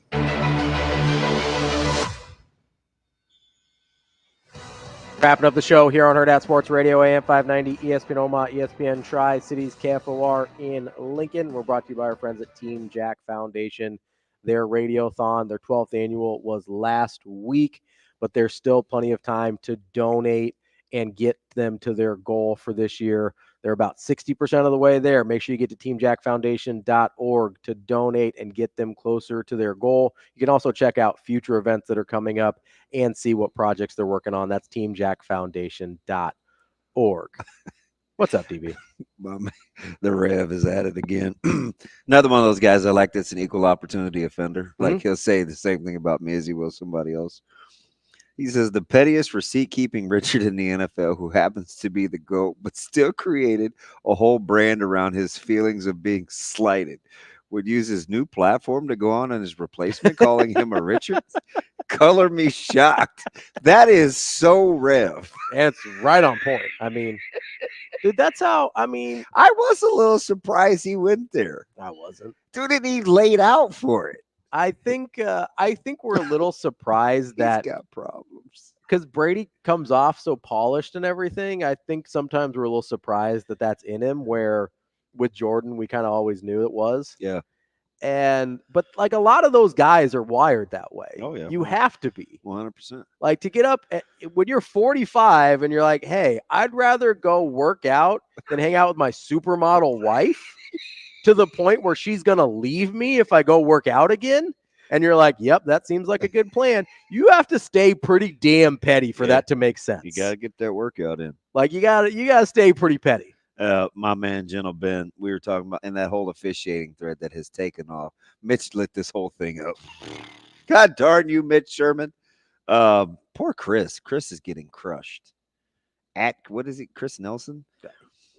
Chris is. I don't know about poor Chris. Chris is getting it. He said you can hear DB say, "Don't call that." I watched that. Ravi, gentleman, he is dead on because I saw the whole thing happening, and my man put his hands up like I didn't do it. But he didn't do it after he pushed. He put his hands up before to show he wasn't pushing. Before he put his hands up. I watched the whole thing. Because usually people see the push and then they put their hands up. Yeah. But this was, I'm putting my hands up so you know I did not push him. Because I'm watching him come out of the backfield. I was like, ooh, if he makes this block, he can turn the corner. So I'm watching Banks the whole way. I'm not even watching the ball. Mm-hmm. I'm like, oh, he let up. He pulled up. Yep. He just kind of guided with his hip. There's nothing there. Yeah. I was like, don't call that. Don't call that. He waited and threw the flag. I was like, wow, here we go. It's like when I'm like, you can't do that. You ever seen, I'm sure you have, like when Nikola Jokic is running down the court and let's say Jamal Murray's got the ball and Jokic is the last one down because he's a little slow, right? And he walks down the lane like this and he's just walking his guy down the lane. That's not a moving screen. Yeah. He's just walking down the lane. That's what his Jamal hands. Banks was doing, right? And I also hate, I don't love the ones, and this is tough on officials, but when a DB goes to, or when a wide receiver goes to stalk a guy, mm-hmm. and a DB goes, he goes limp shoulder, and he gets back vertical, and he automatically puts the receiver on his hip. Mm-hmm. That guy's still gaining ground. The DB can move, or the wide receiver can move with the DB and still not have it be a block in the back. Yeah. It looks a little precarious, mm-hmm. but he's not moving him there. The DB is already going that way. I cannot stand that call. So Amazing Daniel asked a decent question earlier in the stream. There's no way. Although he did say Bobby Flay's burger joint was mid, which everybody says. That's because Bobby Flay's mid, but I don't know. Not a Bobby Flay guy. No, I don't. Yeah, I mean, I get it. All I know is I find him a little annoying. All I know is every chef I've ever spoken to hates Bobby Flay. Yeah, well. So that's what I'm basing this off of. But no, he asked a good question in the stream earlier. He goes, it was about the Fedoni play, but I think it applies here too, or at least my answer to him does. He goes, I can see how you miss calls where you don't see something that happened. He's like, how do you make a call where something clearly didn't happen? That's the thing. And I go, so a lot of guys that aren't very good at their job, in talking about officials specifically here, they'll use kind of cheaters. They'll use shortcuts to say, if it looks like this, then this probably happened, rather than looking for the thing that actually happened, right? So if a guy, if a tight end's going in and then a guy stumbles, he assumes the tight end hit him, and that's a OPI, right? Rather than watching the tight end not hit him, he's looking at the result and being like, oh, it must have happened in order for this to happen. I feel like the Banks thing was very similar, or what you're talking about with DBs going limp, right? Unfortunately, I'm going to agree with Amazing Daniel here, because I do think officials have a really hard job because it's so gosh darn bang bang, Mm-hmm. and guys are big and strong, and everything's happened so fast. It's fast, yeah. And which is why I think you've seen so many more fit officials. Yeah. Not only has it gotten younger because guys are aging out, but like you have to be in good shape to stay up. You do have to be in good shape. Yeah. But I am in complete agreement over if you didn't see it, don't call it. Right. Like that part's easy. I understand that, but I'm saying, but that's how it happens. Is guys take shortcuts because it is happening so fast. They feel like they have to take shortcuts to get it right. I'm not saying they should, but you see it in basketball all the time too. So how do you explain Minnesota and Michigan? Which one? Dude, the onside. Oh, yeah. I don't know on that one. I don't have a good answer for that one. Oh. I don't have a good answer for that one because usually it's contact plays that I'm talking about, right? Okay, do yourself a favor. Yeah. And this isn't because this is again. I think Chris is getting it on social media because he responded to Mitch as though Mitch was saying it's just a Nebraska thing, which he wasn't. But go back and listen to Bielema in Franklin. Mm-hmm. I mean, all in onslaught. Yeah. Dudes are just willing to cough up their. I mean, they make good money, so. And the fines aren't that punitive comparatively to what they make. I mean, I was like, wow. And I feel like sometimes I want Coach Rule to go there, but I think we would just treat him differently. Yeah. I feel like he would somehow be labeled as a guy that was complaining. So you can only do it. That's why I asked Sam, I'm like, how much grace are you willing to give somebody that clearly has a bone to pick? And he's right. He can only do it in wins. That's the key. Because if you do it in a loss, you're a sore loser. Is this a Raviism? I think so. Okay, walk me through it. So if you do it in a loss, if you complain about officiating in a loss, you're a sore loser. You're like, oh, don't complain about the officiating. Control what you can control, right, Coach? You tell us all that time. Correct what you can correct. You tell us all the time. Don't put it on the officials. Okay. But if you do it in a win, you're like, hey, we're trying to be better. We're trying to grow. I need the officials to be better too. You're not complaining, then you're pointing something out. It's a huge difference the way people react to it. You can't, if you're a rule, if you're other guys, you can get away with it.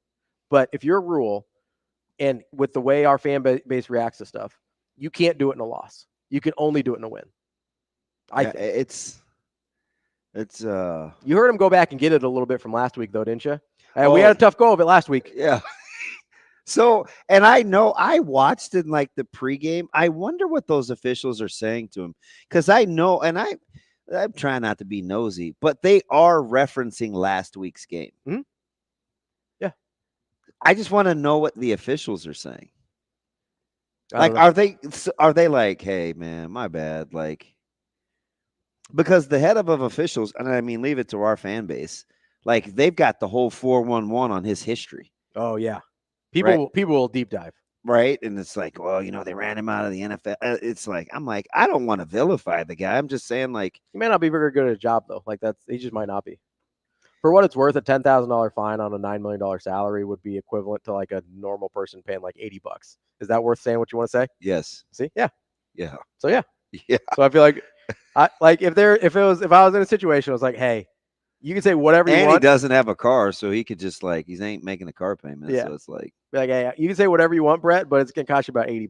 Okay, done. So here's the greatest thing ever. Yeah. So right next to our booth was a lot of folks from the Coach Rule's family. And his daughters, I mean, are so stinking cute. They're like pounding on the glass, and they're like making notes and stuff. I'm like, oh, I don't want to do my job. I did want to go over there, but I didn't. This is total self-control. Even during breaks, I didn't go in the booth. Yeah, because you got distracted. I was gonna go in the suite, and I was like, nah. Number one, she had on this red leather coat that was off the chain. Was it pretty sick? I mean, tied in the front. It was full length. I was like, ugh, like saucy. But the other thing is, when we're trying to discern what was going on when he got the penalty, she was livid. And I bet you, I don't have the stones to ask. Maybe after it subsided, I wonder if she was mad at him for acting like that. Yeah. Or the call. And I bet you it was him. Oh, probably. If I don't know the dynamic super well, but I'm guessing. Oh, I'm guessing it was him. You got to see that coat, though. I mean, I like a good coat. I do. Yeah, we're about to enter my coat season. I'm excited about it. Johnny Pitt can make fun of me for that, too. I like a good coat. I like a good seltzer. You're not going to let him down. You're not going to let him get over that, are you? I don't know if you know this, but I don't have the man bun for people that look like Johnny Pitt. I have it for people that look like my wife. see you. Have a good day. Love you.